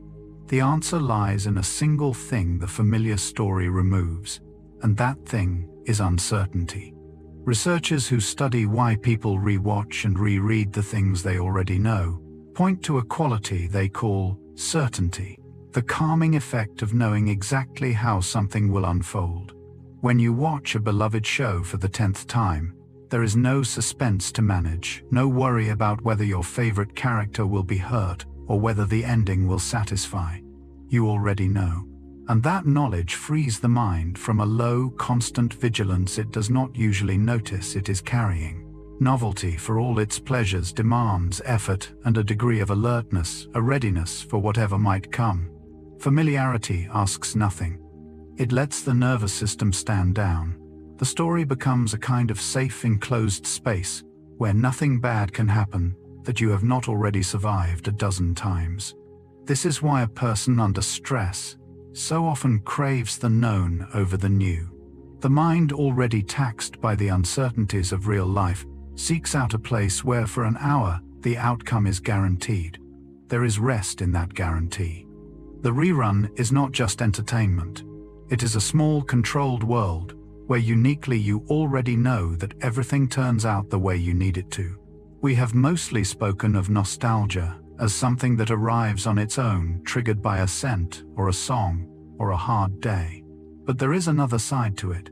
People can and do summon the feeling deliberately, and they use it as a tool to manage how they feel. Researchers find that nostalgia is not only a reaction but a strategy, something a person can reach for on purpose when they want to shift their emotional state. Feeling low a person might intentionally call up a cherished memory to lift their spirits. Feeling lonely, they might reminisce on purpose to restore a sense of connection. Feeling unmoored, they might turn deliberately to the past for a sense of who they are. In this way, nostalgia becomes an instrument of self-regulation, a means by which people actively steer their own moods rather than simply enduring them. This reframes the feeling once more. It is not only something that happens to us, it is something we can wield, a resource we learn to draw on when we need it, much as we might reach for music or exercise, or the company of a friend. Have you ever deliberately revisited a happy memory, just to feel better, and felt it work? That was nostalgia used as a tool the past called upon, knowingly to tend the present, a small act of self-care, available to anyone, anytime the mind needs lifting. Not everyone visits the past with the same frequency. For some people, nostalgia is a near constant companion, a feeling they slip into often and easily. For others, it is rare, a mood that visits only on unusual occasions. Researchers have found that this difference is not random, but stable, a genuine trait that varies from person to person and tends to hold steady across a lifetime. They call it nostalgia proneness, and they can measure it reliably. A person high in nostalgia proneness reflects on their past, often feels the pull of memory keenly, and treasures the feeling. A person low in it lives more squarely in the present, less drawn to look back. Like other enduring traits of personality, this tendency appears to be a consistent feature of who a person is, rather than a passing phase. It shapes quietly how someone moves through time, how much of their inner life is given over to remembering. Some of us, simply by temperament, carry the past more closely than others do. This is worth knowing, if only because it reminds us that the people around us experience time differently than we might. The friend who seems endlessly sentimental and the one who rarely looks back are not choosing their orientations so much as expressing a deep and steady aspect of their natures, each living in their own way, along a different relationship to what is gone. What kind of person tends to be highly prone to nostalgia, and does it shape who they are more broadly? Researchers have looked, and the findings draw a quietly appealing portrait. People high in nostalgia proneness tend also to be more empathetic, more attuned to the feelings of others, and more reflective, more given to thinking deeply about their lives and experiences. This makes a certain sense when you consider what nostalgia involves. To be richly nostalgic is to dwell in memories thick with people and relationships, to feel deeply the bonds of one's past, and that same depth of feeling for others seems to extend into the present, into a greater capacity for empathy. The reflective quality follows naturally too. A person who often examines their past is, almost by definition, a person inclined toward introspection, toward making meaning of experience rather than simply moving through it. The tendency to look back with feeling appears to belong to a broader way of being, one marked by emotional richness and thoughtfulness. There is something reassuring in this. The sentimental friend, the one always moved by an old song or a faded photograph, is often also the one most able to feel for others and to reflect with depth. Their nostalgia is not mere softness. It is one expression of a mind unusually open to feeling, to connection, and to the quiet work of understanding what a life has meant. Here is a connection that overturns an easy assumption. We tend to think of nostalgia as the enemy of creativity, a backward-looking dwelling on the old that must surely crowd out the new. The research suggests the reverse. Nostalgia is linked to greater creativity, not less. In studies, people prompted to feel nostalgic afterward performed better on tasks measuring creative thought, generating more original ideas and more inventive combinations. At first, this seems contradictory. How can looking back fuel the making of something new? But consider what nostalgia does to the mind. It opens it. It loosens a person from the narrow, anxious focus of the present, fills them with warmth and a sense of meaning, and puts them in an expansive, reflective state. exactly the kind of open and unguarded mood from which fresh ideas tend to emerge. The past revisited with feeling becomes raw material, a rich store of images and experiences that the creative mind can recombine in new ways. Far from blocking invention, nostalgia seems to feed it. This is a useful thing to know. The next time you find yourself drifting into memory, you might be priming your mind not for stagnation, but for its most inventive work. The journey backward, it turns out, can be one of the surprising starting points for the journey towards something that has never existed before. Beyond making us more inventive, nostalgia seems to do something to our appetite for the unknown. You would expect a feeling rooted in the past to make a person cautious, eager to stay where things are safe and familiar. Instead, researchers find that nostalgia can heighten inspiration and increase a person's willingness to explore, to try new things, to step toward what they have not yet experienced. The warmth and security the feeling provides appear to act as a kind of launching point. Filled with a steady sense of who they are and where they come from, a person feels safe enough to venture outward, to take the risk of the new. It works a little like a secure home base from which a child explores the world, returning for reassurance and then setting out again bolder for having a safe place to come back to. Nostalgia provides that base internally, a settled core of identity and belonging that makes the uncertainty of new experience feel less threatening. Grounded in the past, a person becomes freer to reach for the future. This reverses our intuition once more. We imagine that to move boldly forward, we must put the past behind us. But for many people, the opposite is true.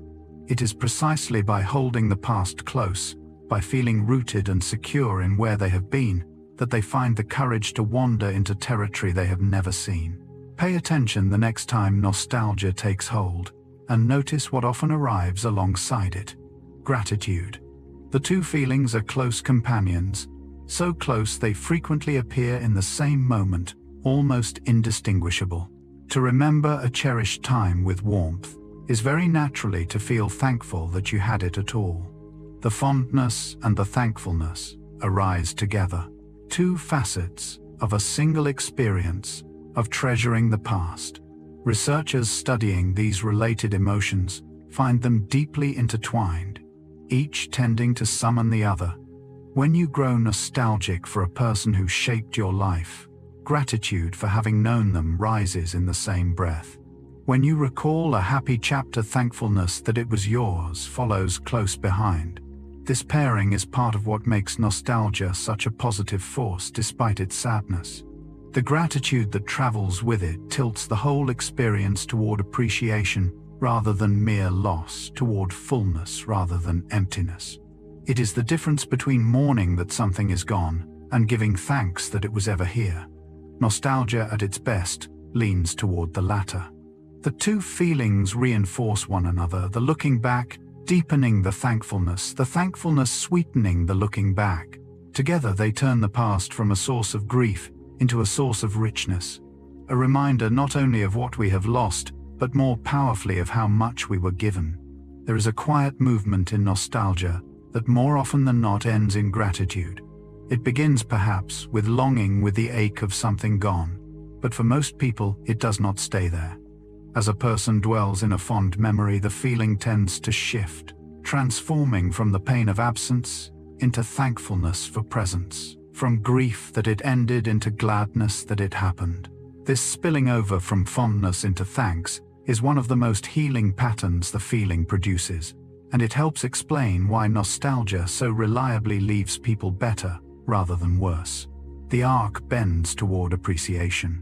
To remember a departed loved one can begin in sorrow and arrive at deep gratitude for the years you shared. To recall a vanished chapter of your life can start as mourning and settle into thankfulness that you lived it. This transformation is not forced or deliberate. It seems to happen on its own, a natural tendency of the feeling to convert loss into appreciation. There is profound emotional wisdom in this. It means that the very act of looking back with love tends of its own accord to soften grief into gratitude. The past held this way stops being only a record of what we no longer have. It becomes a quiet standing thanksgiving for everything we were once lucky enough to be given. We have spent a long time on the gifts of nostalgia, and they are real. But the feeling has a shadow, and honesty requires we turn toward it. For all the good nostalgia does, there is a darker form of it, one that does not restore a person, but traps them. Researchers and clinicians recognize that nostalgia in some cases can become unhealthy, a kind of dwelling that holds a person back rather than carrying them forward. The difference is subtle but crucial. Healthy nostalgia is a visit to the past that returns you enriched to the present. The darker kind is not a visit but a residence, a refusal to leave, a getting stuck in what was at the expense of what is. When the past becomes a place a person retreats into and will not come back from, the feeling stops serving them and begins to harm. It can fuel a chronic discontent with the present, a sense that real life is already behind them, that nothing now can match what once was. This is nostalgia turned against itself, the comfort curdling into a cage. It is important to name this honestly, because the feeling's many gifts can make us forget that, like most powerful things, it can be misused. The same memory that can steady a person can also, held too tightly, become the thing that keeps them from living. How does a comfort become a trap? It happens quietly, when the balance tips, when the past comes to feel not just precious, but superior, better than anything the future could possibly hold. As long as nostalgia lives alongside hope, it nourishes. But when a person begins to believe that their best days are irrevocably behind them, that nothing ahead could ever match what was, the feeling changes its nature. It stops being an anchor and becomes a weight. The past, idealized and polished by memory, starts to make the present look shabby by comparison, and the future look not worth reaching for. A person caught this way may spend more and more of their inner life in a vanished time, withdrawing from the present, declining to invest in what is still possible. The cage is built of comparison, every present moment measured against a remembered perfection it cannot equal. This is the quiet danger in our capacity to love the past. The same memories that can comfort us can, if we let them become our whole horizon, convince us that life has already given us its best. The challenge then is to hold the past dearly without letting it diminish the present, to draw comfort from what was without surrendering belief in what still might be. Nostalgia is meant to be a place we visit, never a place we move in for good.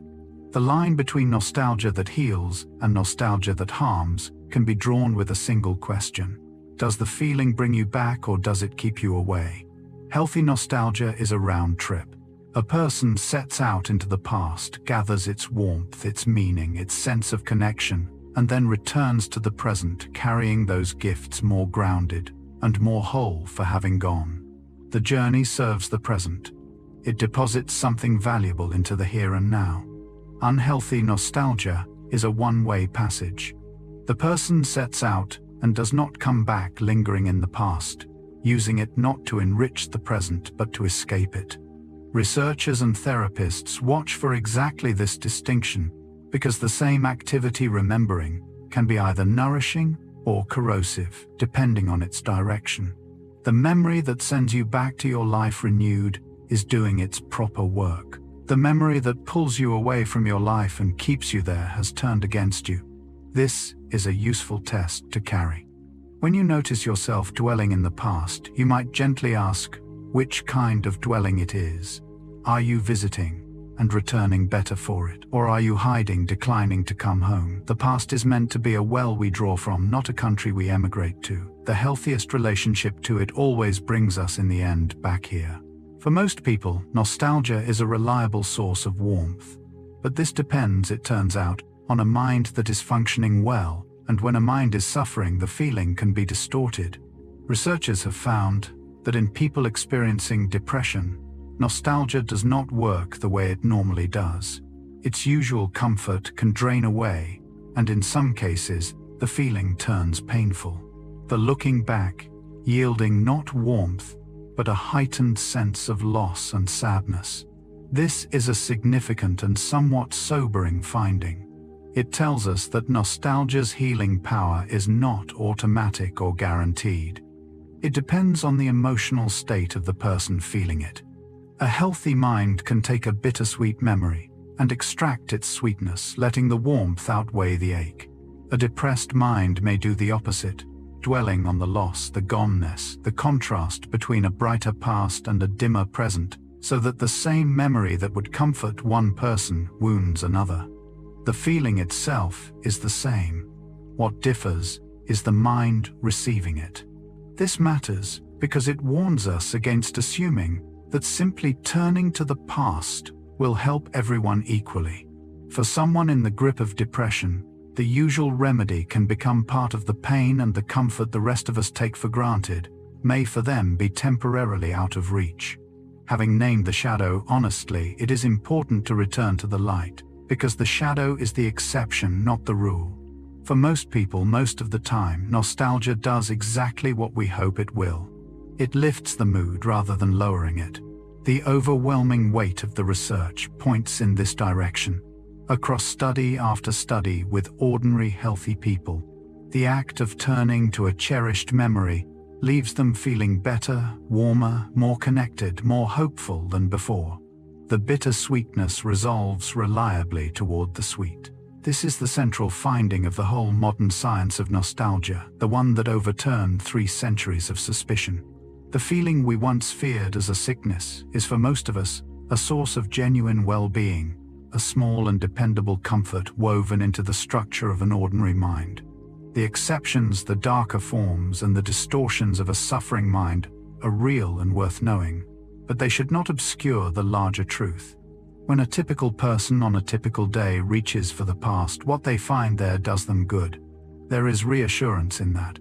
The pull you feel toward an old song, a faded photograph, a memory of better days, is not a weakness or a trap. For most of us, it is simply the mind reaching wisely for something it knows will help. When researchers went looking for nostalgia around the world, they were testing a real possibility that the feeling might be a quirk of certain cultures, a learned habit of particular societies, rather than a universal trait. What they found settled the question. Nostalgia turns up in nearly every culture that has been studied across continents, languages, and ways of life utterly different from one another. People everywhere experience the feeling, recognize it, and describe it in remarkably similar terms. This near universality is a powerful clue about its nature. When something appears across all human societies, regardless of their differences, it suggests the thing is not a cultural invention, but a fundamental feature of the human mind, woven into us by our shared nature, rather than taught by any particular way of living. Nostalgia, the evidence suggests, is part of the basic equipment of being human, as common across our species as language or laughter. There is something quietly moving in this. It means the feeling you have when you ache for your own past is the same feeling a person in a distant country, in a wholly different life, has when they ache for theirs. The details vary endlessly, but the longing itself is shared, one of the deep commonalities that runs beneath all the surface differences of human life, binding us, however, quietly to one another. Nostalgia may be universal, but it does not wear the same expression everywhere. Within the shared human capacity for the feeling, cultures shade it differently, emphasizing different parts of its bittersweet whole. Researchers comparing nostalgia across societies find that some cultures lean toward its sweetness, experiencing and expressing the feeling as predominantly warm, fond, and pleasant, a gentle gladness about the past. Others lean toward its ache, dwelling more in the longing and the loss, the sorrow that something precious is gone. The same fundamental feeling, in other words, is tuned to a different key, depending on the culture in which it is felt, brighter in some places, more melancholy in others. This tells us that while the capacity for nostalgia is built into all of us, the particular flavor it takes is shaped by the world a person grows up in, by the attitudes toward the past, toward time, toward loss that a culture passes down. It is a feeling with a universal grammar but a local accent. There is richness in this variation. It means that across the human family, the past is loved and missed in countless subtly different ways. Each culture composing its own version of the same deep music, some emphasizing the major notes of gladness, others the minor notes of longing, all of them playing in the end the same fundamental human song. Some feelings are so particular that a language builds a single word to hold them, and other languages can only gesture at what that word means. The Portuguese have such a word, and it is saudade. It names a deep, bittersweet longing for something or someone, absent a presence of absence, a tender ache for what is loved and gone, or perhaps never quite possessed at all. English has no clean equivalent. We reach for nostalgia, for longing, for yearning, for missing, and each catches a fragment while the whole eludes us. Saudade carries shades. The English words do not a particular blend of sweetness and sorrow, of memory and desire, of presence and loss, all held together in a single, untranslatable feeling. The Portuguese and Brazilian cultures treat it as something close to a defining emotion woven through their music, their poetry, their very sense of themselves. That a feeling can be so central to one culture and so unnameable in another reveals something about how language and emotion shape each other. The word does not merely describe the feeling, it gives it a home, a name to be summoned and shared and dwelt in. There is something humbling in encountering a word like saudade, a reminder that the emotional world is vaster than any single language can map, and that other peoples have named corners of the human heart that our own tongue has left in. Shadow. Saudade is not alone. Once you start looking, you find that languages all over the world have minted their own words for particular shades of longing and remembrance, each capturing a feeling that resists clean translation into other tongues. There are words for the specific melancholy of a place that has changed, for the bittersweet pleasure of recalling the past, for kinds of yearning and homesickness and wistful remembering that English can only describe in clumsy phrases. Each of these words represents a culture having noticed, named and made a home for a particular fold in the human experience of time and loss. Together they reveal something striking, that while the capacity for looking back with feeling is universal, the precise feelings people have noticed and named vary from culture to culture, each language mapping the territory of memory and longing a little differently. No single language has named them all. Each has charted its own region of this shared emotional landscape. There is a kind of wealth in this, scattered across the world's languages, a collective and incomplete dictionary of all the ways human beings have found to ache for what is gone. It suggests that our inner lives are richer and more varied than any one of us speaking any one language can fully express, and that somewhere in some other tongue there may be a perfect word for a feeling you have had all your life, never been able to name. We speak of nostalgia as a feeling of the mind, but it does not stay there. Like all deep emotions, it reaches into the body and leaves a physical trace. Many people in the grip of a strong nostalgic moment report a distinct bodily sensation, a tightening in the chest, a catch or lump in the throat, a particular fullness or ache somewhere behind the breastbone. These are not imagined. They are the genuine physical signature of an emotion moving through the body, the same kind of embodied response that accompanies other powerful feelings. Nostalgia, it turns out, is something we feel not only in our thoughts but in our flesh, in the subtle responses of a body that registers emotion as surely as the mind does. This is part of why the feeling can be so powerful and so difficult to dismiss. It is not a mere idea about the past that we could simply set aside. It is a full-bodied experience felt in the chest and throat and breath, as real and present as any physical sensation. There is something grounding in recognizing this. The ache of nostalgia is not just metaphorical.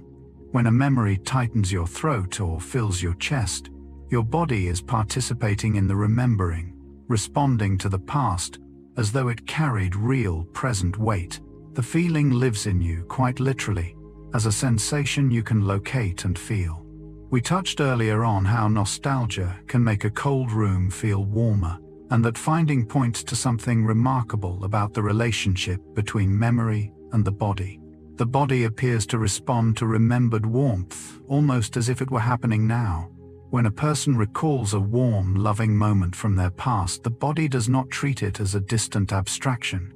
It responds to a degree, as though that warmth were present in the room, producing real changes in how warm a person feels and how much physical comfort they experience. The memory of warmth becomes partially a present experience of warmth. This blurring of the line between remembered and present is one of the stranger and more beautiful aspects of how we are built. It suggests that our bodies do not fully distinguish between the warmth we are feeling now and the warmth we are vividly remembering, that a sufficiently rich memory can reach forward in time and produce real effects in the present. Body. The comfort of a remembered embrace is not entirely in the past. Some of it arrives now as actual felt warmth. There is profound consolation in this. It means the warmth we have known is never wholly lost to us. It remains available, recallable, capable of warming us again across any distance of years, the body believing, when we remember deeply enough in a heat whose source has long since vanished. Not all tears are the same. We weep from grief, from joy, from pain, from laughter, and though the tears themselves may look alike, the experience behind them differs profoundly. The tears that nostalgia can bring carry a texture distinct from the tears of plain grief. Where grief's tears are tears of pure loss, sharp and hollowing, the tears of nostalgia are mixed, threaded through with sweetness even as they fall. They are not the tears of someone who has only lost, but of someone who has loved and remembers weeping as much for the beauty of what was as for its absence. There is a fullness in them that grief alone does not have a quality of being moved rather than simply wounded. People who have wept from nostalgia often describe the strange comfort of it, the way the tears, though sad, leave them feeling not emptied, but somehow restored, even grateful. This is the bittersweet nature of the feeling expressed in its purest physical form. The same eyes that cry from sorrow cry differently when the sorrow is wrapped in love and memory and gratitude. Have you ever cried over something beautiful from your past and felt afterward, not worse but oddly lighter? Those were nostalgia's tears, and they belong to a different family than the tears of pure mourning. Tears that even as they fall, are quietly mending something in us. Nostalgia does not always wait to be invited. Some of its most powerful arrivals come entirely unbidden, ambushing a person in the middle of an ordinary day. You are walking down a street thinking of nothing in particular when a sound reaches you. A few notes drifting from an open window, the particular squeak of a screen door, and without warning, you are flooded with feeling, carried somewhere you did not choose to go. Or it is a slant of light, the way the late sun falls across a wall, and suddenly the present dissolves and a vanished time rushes in. These involuntary arrivals are among the most striking features of the feeling. They demonstrate that nostalgia is not always a deliberate act of remembering, but can be a sudden involuntary seizure of the heart, triggered by some small sensory cue that bypasses the conscious mind entirely. A sound, a smell, a quality of light reaches in and pulls a memory up before you have any say in the matter. There is something both unsettling and wondrous in this lack of control. It means the past is always close, always waiting just beneath the surface of the present, ready to break through at the slightest provocation. We do not fully possess our memories. In some sense, they possess us, lying in wait behind the ordinary world, ready to ambush us with their tenderness when we least expect it. There is a curious quality to these unbidden memories, the ones that surface on their own rather than being deliberately summoned. They tend to be the most vivid and the most moving of all.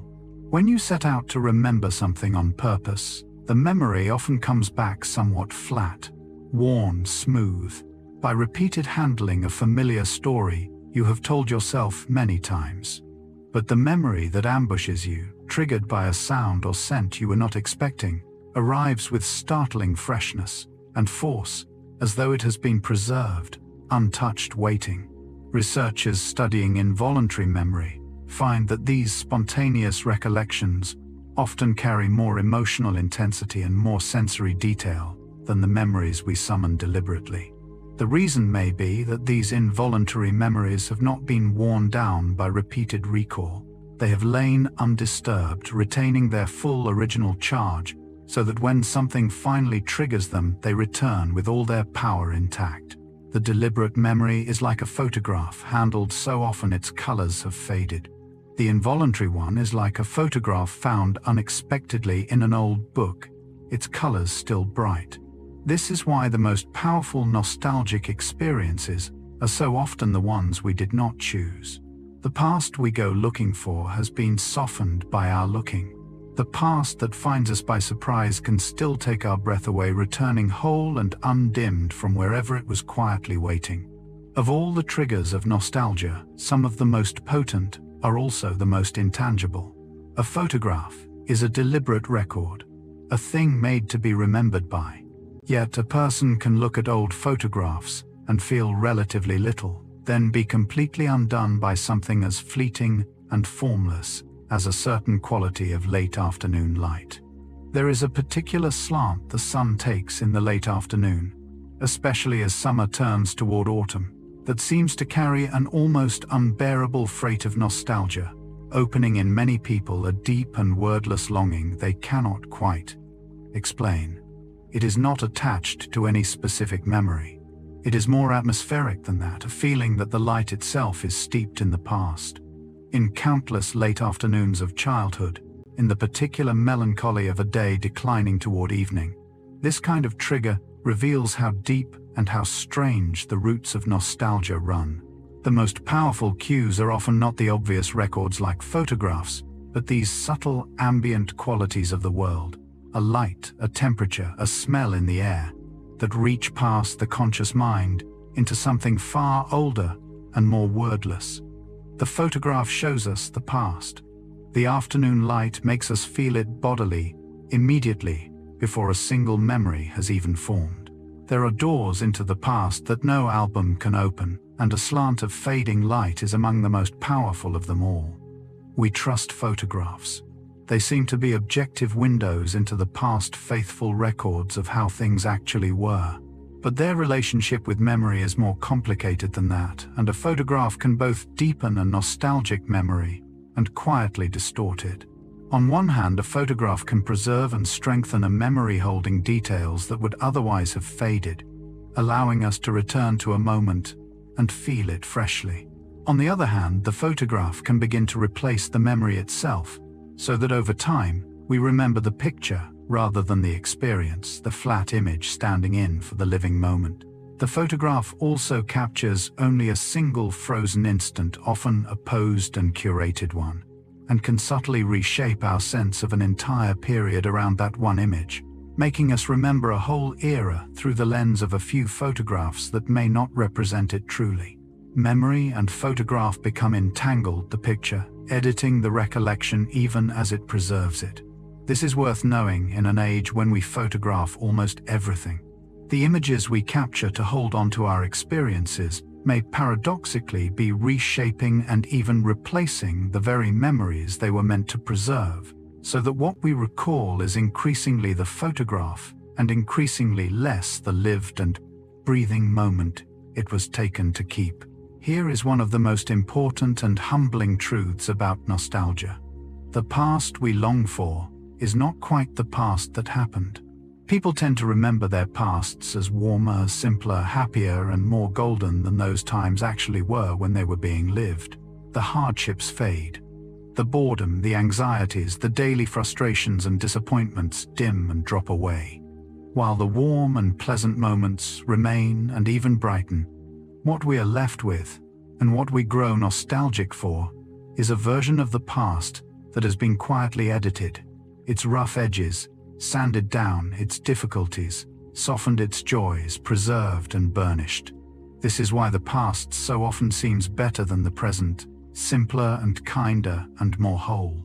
It is not because life truly was better then. It is because memory has performed its gentle revision, keeping the good and letting the hard fall away. The childhood we remember as endless golden summers contained at the time plenty of tedium and trouble we have simply forgotten. This is not lying exactly. It is something the mind does for reasons of its own. But it is worth holding in awareness this knowledge that the past we ache for is, in part, a creation of the present, a kindly fiction the mind composes from the surviving fragments of what was once a fuller, harder, more ordinary truth. It would be easy to see this softening of the past as a failure, a malfunction in a mind that ought to remember accurately. But the gentle editing memory performs is not a flaw. It is a feature, a quiet act of protection.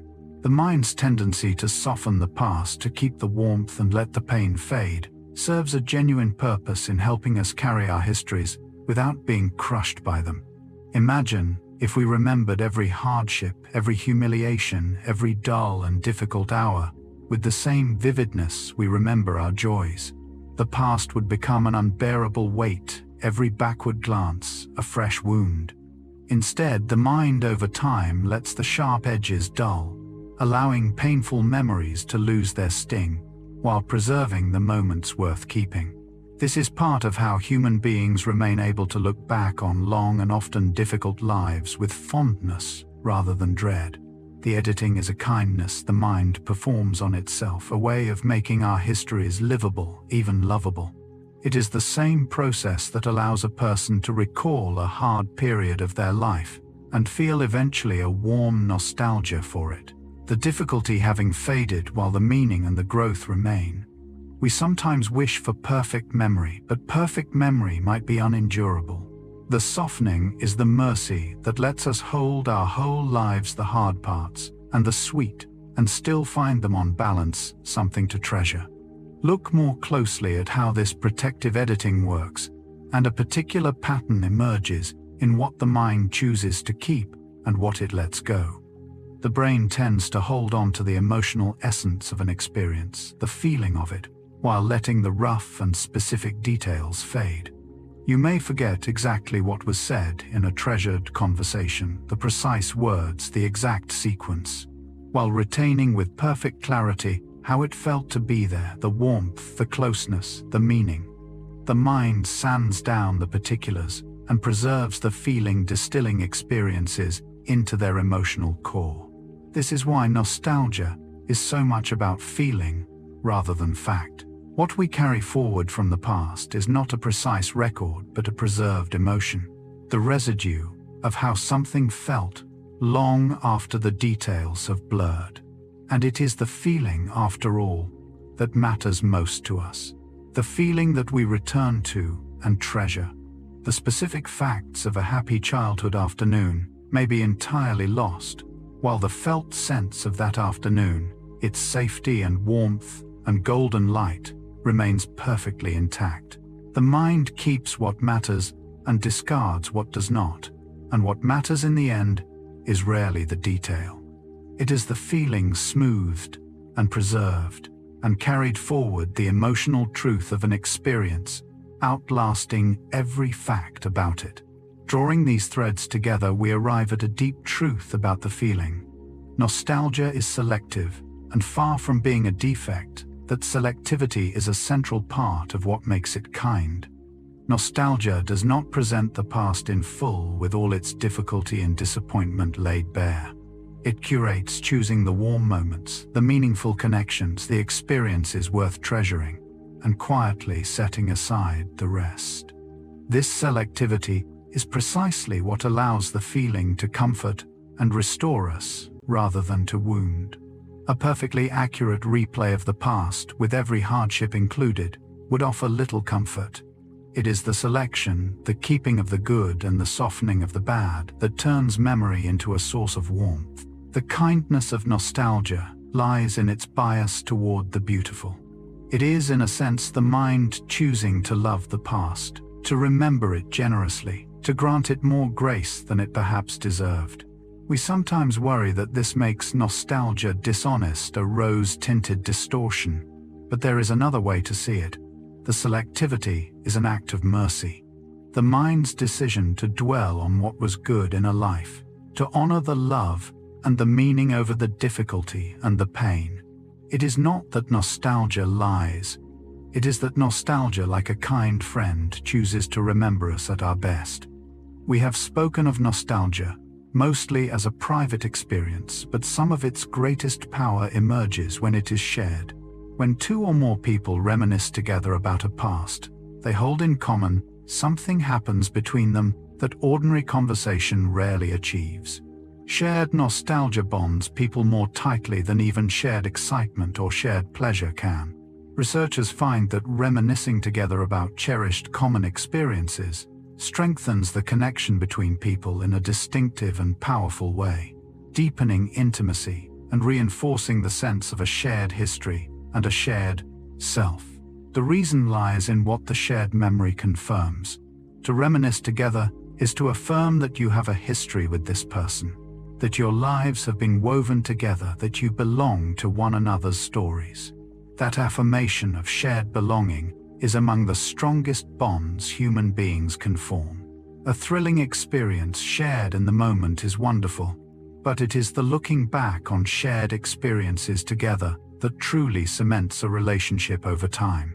This is why old friends who have not seen each other in years can reconnect so instantly and so deeply through reminiscing.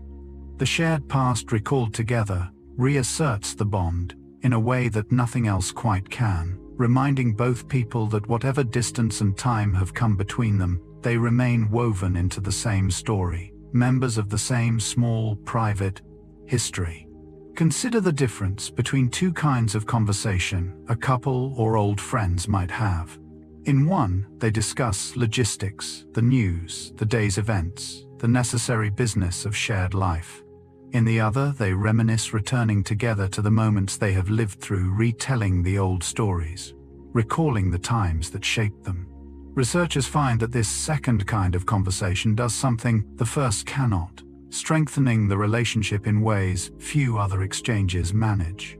When people reminisce together, they are not merely passing time, they are actively rebuilding and reinforcing the foundation of their bond, returning to the shared experiences that made them close, and renewing the closeness in the act of remembering. The retelling of shared stories is a kind of maintenance, a way of keeping a relationship's deep structure intact, reminding both people why they matter to each other. This is why families gather and tell the same beloved stories again and again, why old friends return so eagerly to the times they shared. The repetition is not pointless. Each retelling reaffirms the bond, strengthens the shared identity, deepens the sense of belonging to one another. There is wisdom in making time for this kind of remembering together. Among all the ways people sustain their relationships, the simple act of reminiscing, of returning together to a shared past, is one of the most powerful and most overlooked, a quiet renewal available in any shared retelling. Over years of life together, the people closest to us accumulate something invaluable, a private archive of shared memories that belongs to them alone. Every family, every long friendship builds up its own collection of remembered moments, the inside jokes, the disasters that became legends, the ordinary days that somehow stayed. The stories told so often, they have worn grooves in everyone's memory. This shared archive is one of the deepest treasures of a long relationship. It is a history that exists nowhere else, held jointly by the people who lived it, a private store of experience that defines the relationship and binds its members together. When a family gathers and someone begins, "Do you remember the time?" they are opening this archive, drawing out a shared treasure that only they possess. The archive grows richer with the years, each new experience added to the collection, each retelling deepening the grooves. And it is part of what makes the loss of a long companion so profound.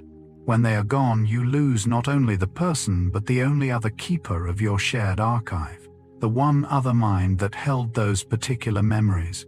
There is something precious in recognizing this while it can still be tended.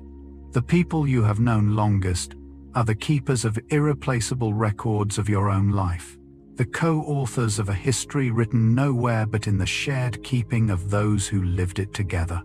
Nostalgia operates not only between individuals, but across whole generations at once. The people who came of age in the same era share a vast set of common reference points: the same music on the radio, the same shows on television, the same events, fashions, and fads. And these shared touchstones can summon a collective nostalgia that binds an entire generation together. When people who grew up in the same decade encounter a reminder of their shared youth, an old song, a long-forgotten toy, a phrase that has fallen out of use, they are united by an instant, wordless recognition, a shared longing for the world they came up in together. This collective nostalgia is a powerful social force, creating a sense of generational identity and belonging that spans millions of people who have never met. It is part of what makes a generation feel like a generation, this common store of remembered touchstones that those born earlier or later simply do not share. There is a warmth in this wide belonging, the knowledge that countless strangers your own age carry the same memories you do, ache for the same vanished world. A single old song can summon in millions of people at once, the same lost afternoon, and in that shared summoning, a whole generation recognizes itself bound together by a past they all separately and together remember.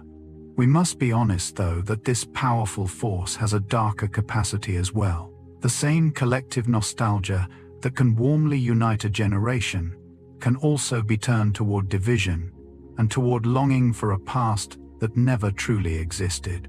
When the natural human pull toward an idealized past is harnessed and directed, it can become something less innocent, a yearning for a golden age that, on close inspection, was never as golden as remembered or never existed at all.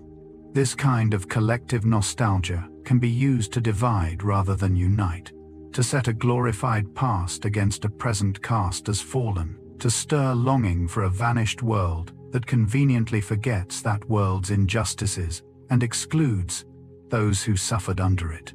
The selective softening quality of nostalgia, so kind in our private lives, becomes dangerous when applied to a whole society's past, editing out the hardship and the wrongs to manufacture a myth. History shows how powerfully this longing can be mobilized, and toward what troubling ends. It is important to recognize this shadow honestly, because it reveals that nostalgia, for all its gifts, is not automatically benign. The same feeling that comforts and connects us can, at the scale of nations, and turned by the wrong hands, distort our sense of the past and set us against one another, longing together for something that was never real.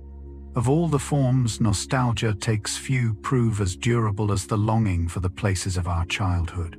A person may live for 80 years, may travel the world, and make their home in a dozen different cities, and still feel undimmed by all that time.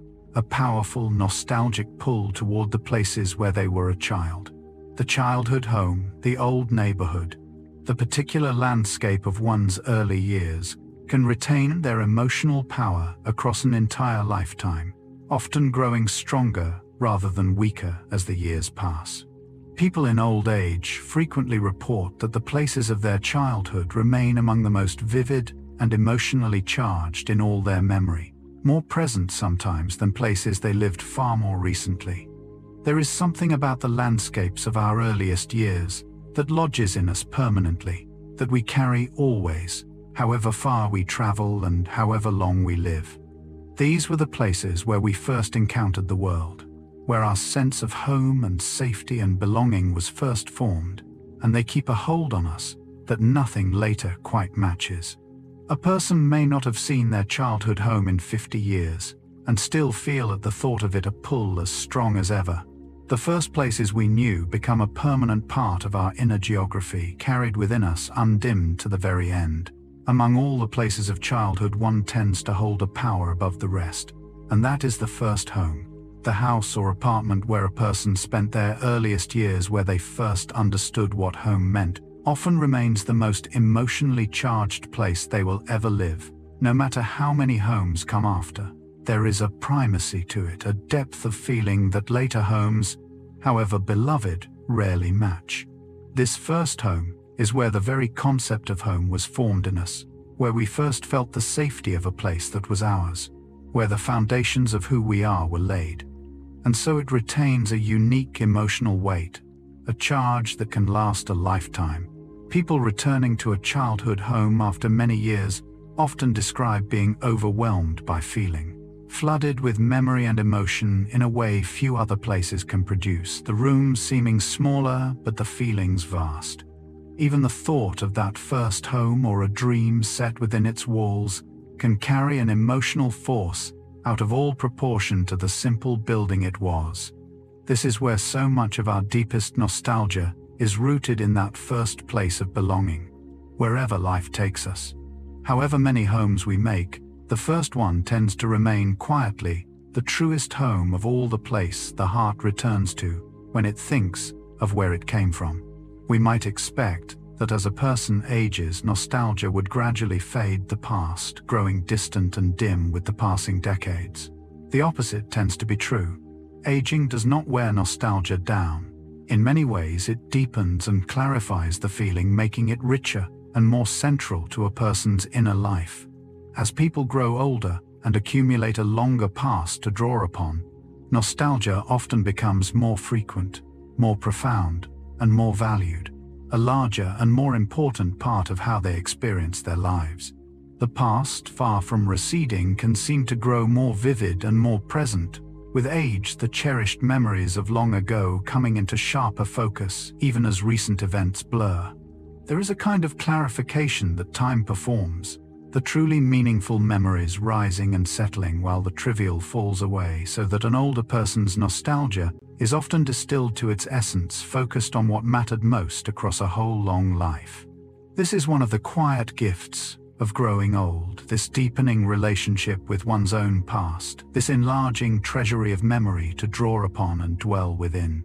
Rather than losing the past as they age, people often grow closer to it, the feeling that began so early in childhood, reaching its fullest, richest expression in the later years, when there is so much to look back upon and so much wisdom about what, in the end, was truly worth keeping. In the later years of life, nostalgia takes on a function it could not serve earlier, becoming a means by which a person comes to terms with the whole arc of their existence. Older adults often find in nostalgia a quiet way of making peace with their lives, of reviewing what they have lived and arriving at a sense of acceptance and wholeness.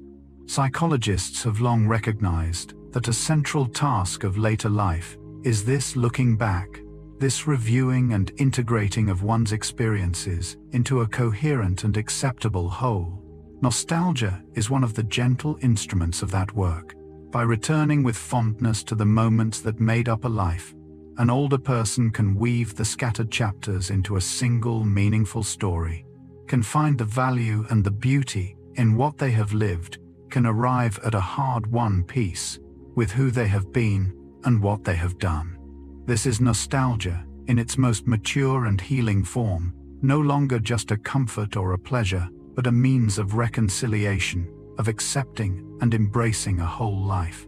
The fond review of the past becomes a way of blessing it, of concluding that it was, on balance, a life worth having lived. There is profound dignity in this final use of the feeling, the aging self turning back over all its years, and through the kind lens of nostalgia making its peace with the whole of them. As life draws toward its close, nostalgia can offer one of its most precious gifts. Near the end, the nostalgic review of a life frequently becomes a deep source of calm and comfort. Those who work with people in their final stages of life often observe how the dying turn toward their treasured memories, finding in them not anguish, but peace, returning again and again to the cherished moments of their lives and drawing from them a profound sense of solace. The remembered faces of loved ones, the recalled joys of a life fully lived, the warm moments preserved across all the years gather to comfort a person as they approach the end. This is nostalgia, performing its final and perhaps its most important service surrounding a person. At the close, with the accumulated warmth of everything they have loved, the past becomes a kind of companion in those last passages, a store of comfort to rest in, a reminder that the life now ending was rich and meaningful and full of love. There is something deeply consoling in this, that the human capacity to treasure the past should serve us most tenderly at the very end, that the memories we gathered across a lifetime should be there finally to ease our leaving of it. The feeling that began as a small wistfulness in childhood completes its arc here as a source of peace at the threshold of the end. Step back from all the particular workings of nostalgia, and a larger possibility comes into view.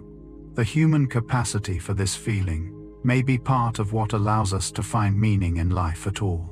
Meaning, after all, is not found in any single isolated moment, but in the connections between moments, in the sense that our experiences add up to something, that they form a story with significance and worth.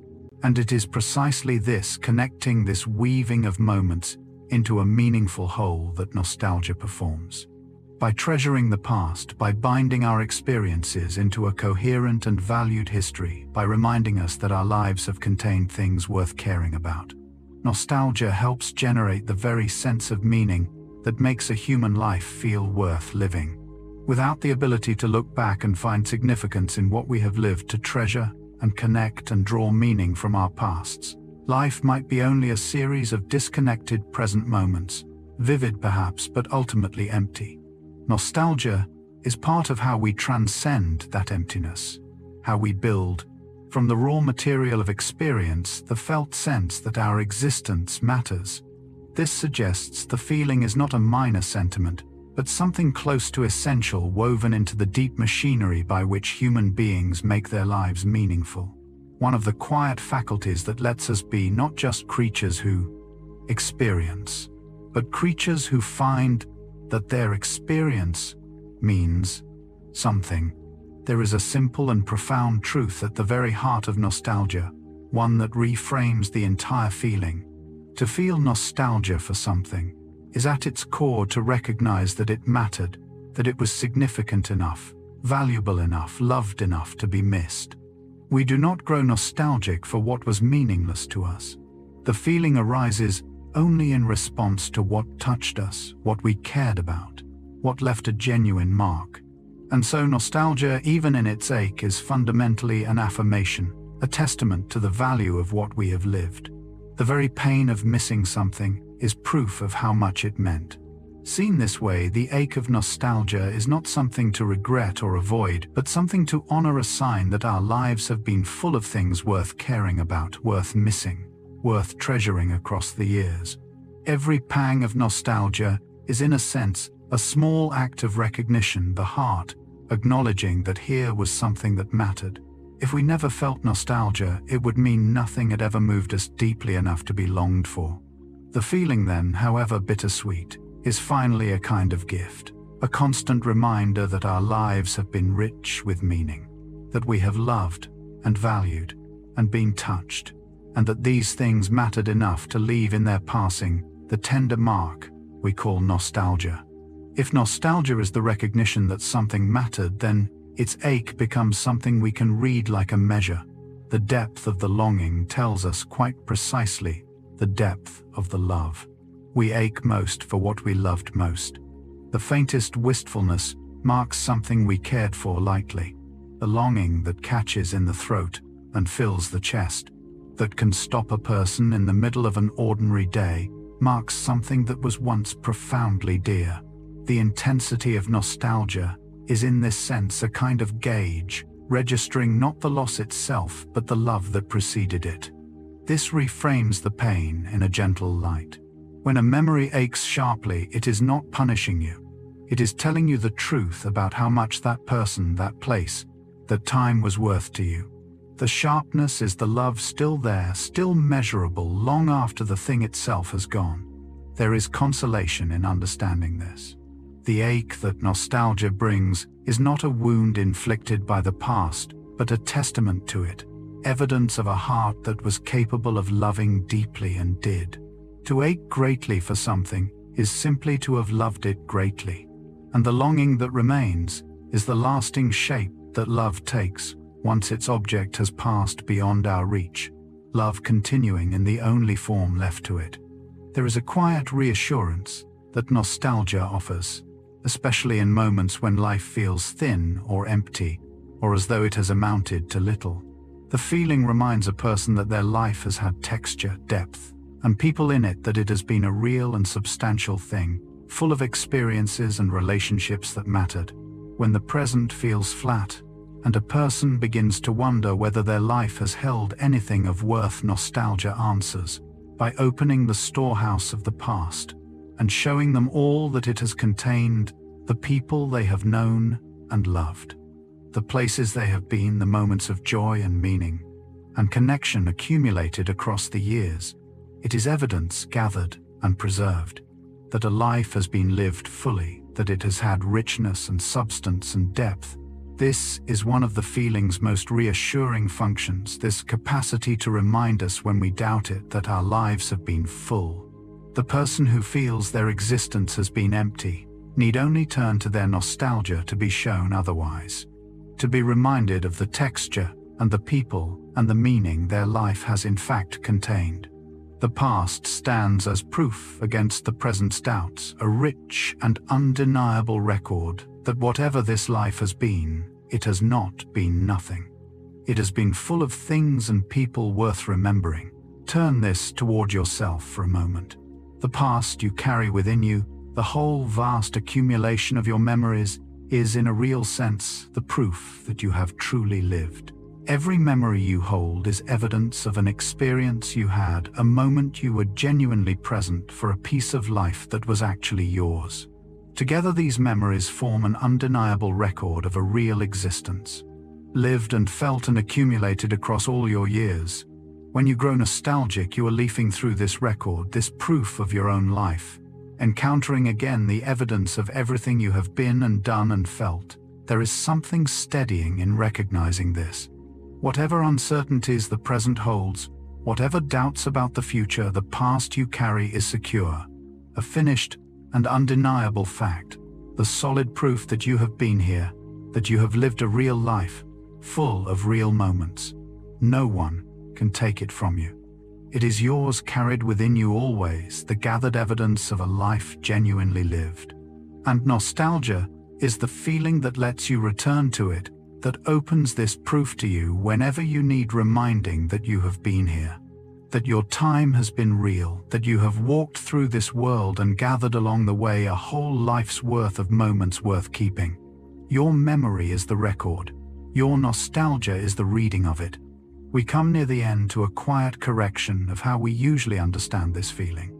We tend to think of nostalgia as a longing to go back, a wish to return to a vanished time. But seen rightly, nostalgia is less about going back than about carrying forward, less a wish to return than a way of keeping the good parts of the past alive within us as we move ahead.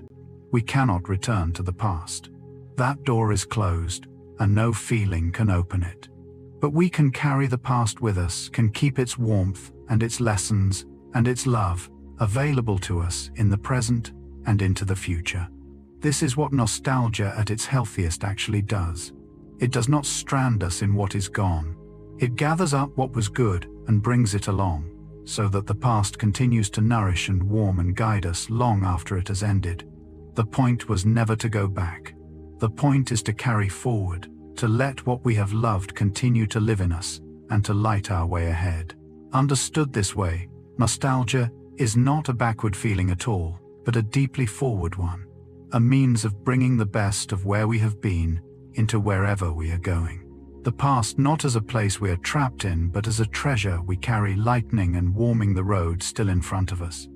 And so we arrive at the deepest answer to the question we began with, the question of why the brain falls in love with the past. It is this: the past is where we first learned what love feels like, and the brain returns to it again and again, because it is returning to the source of everything that has ever mattered to us.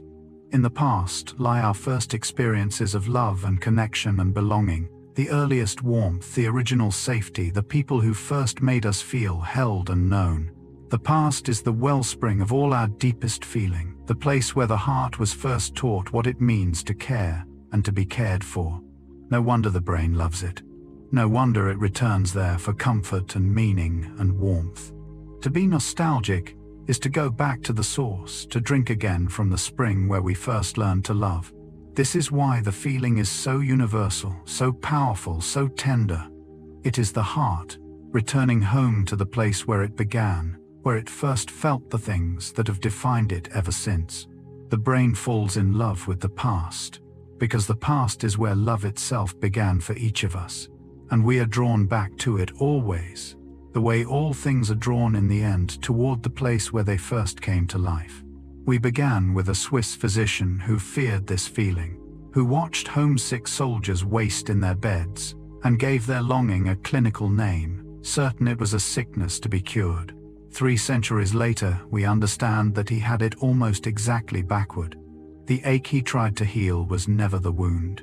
It was the healing itself, the mind's own quiet way of restoring meaning, easing loneliness, steadying us against uncertainty, and reconciling us in the end with the whole long arc of our lives.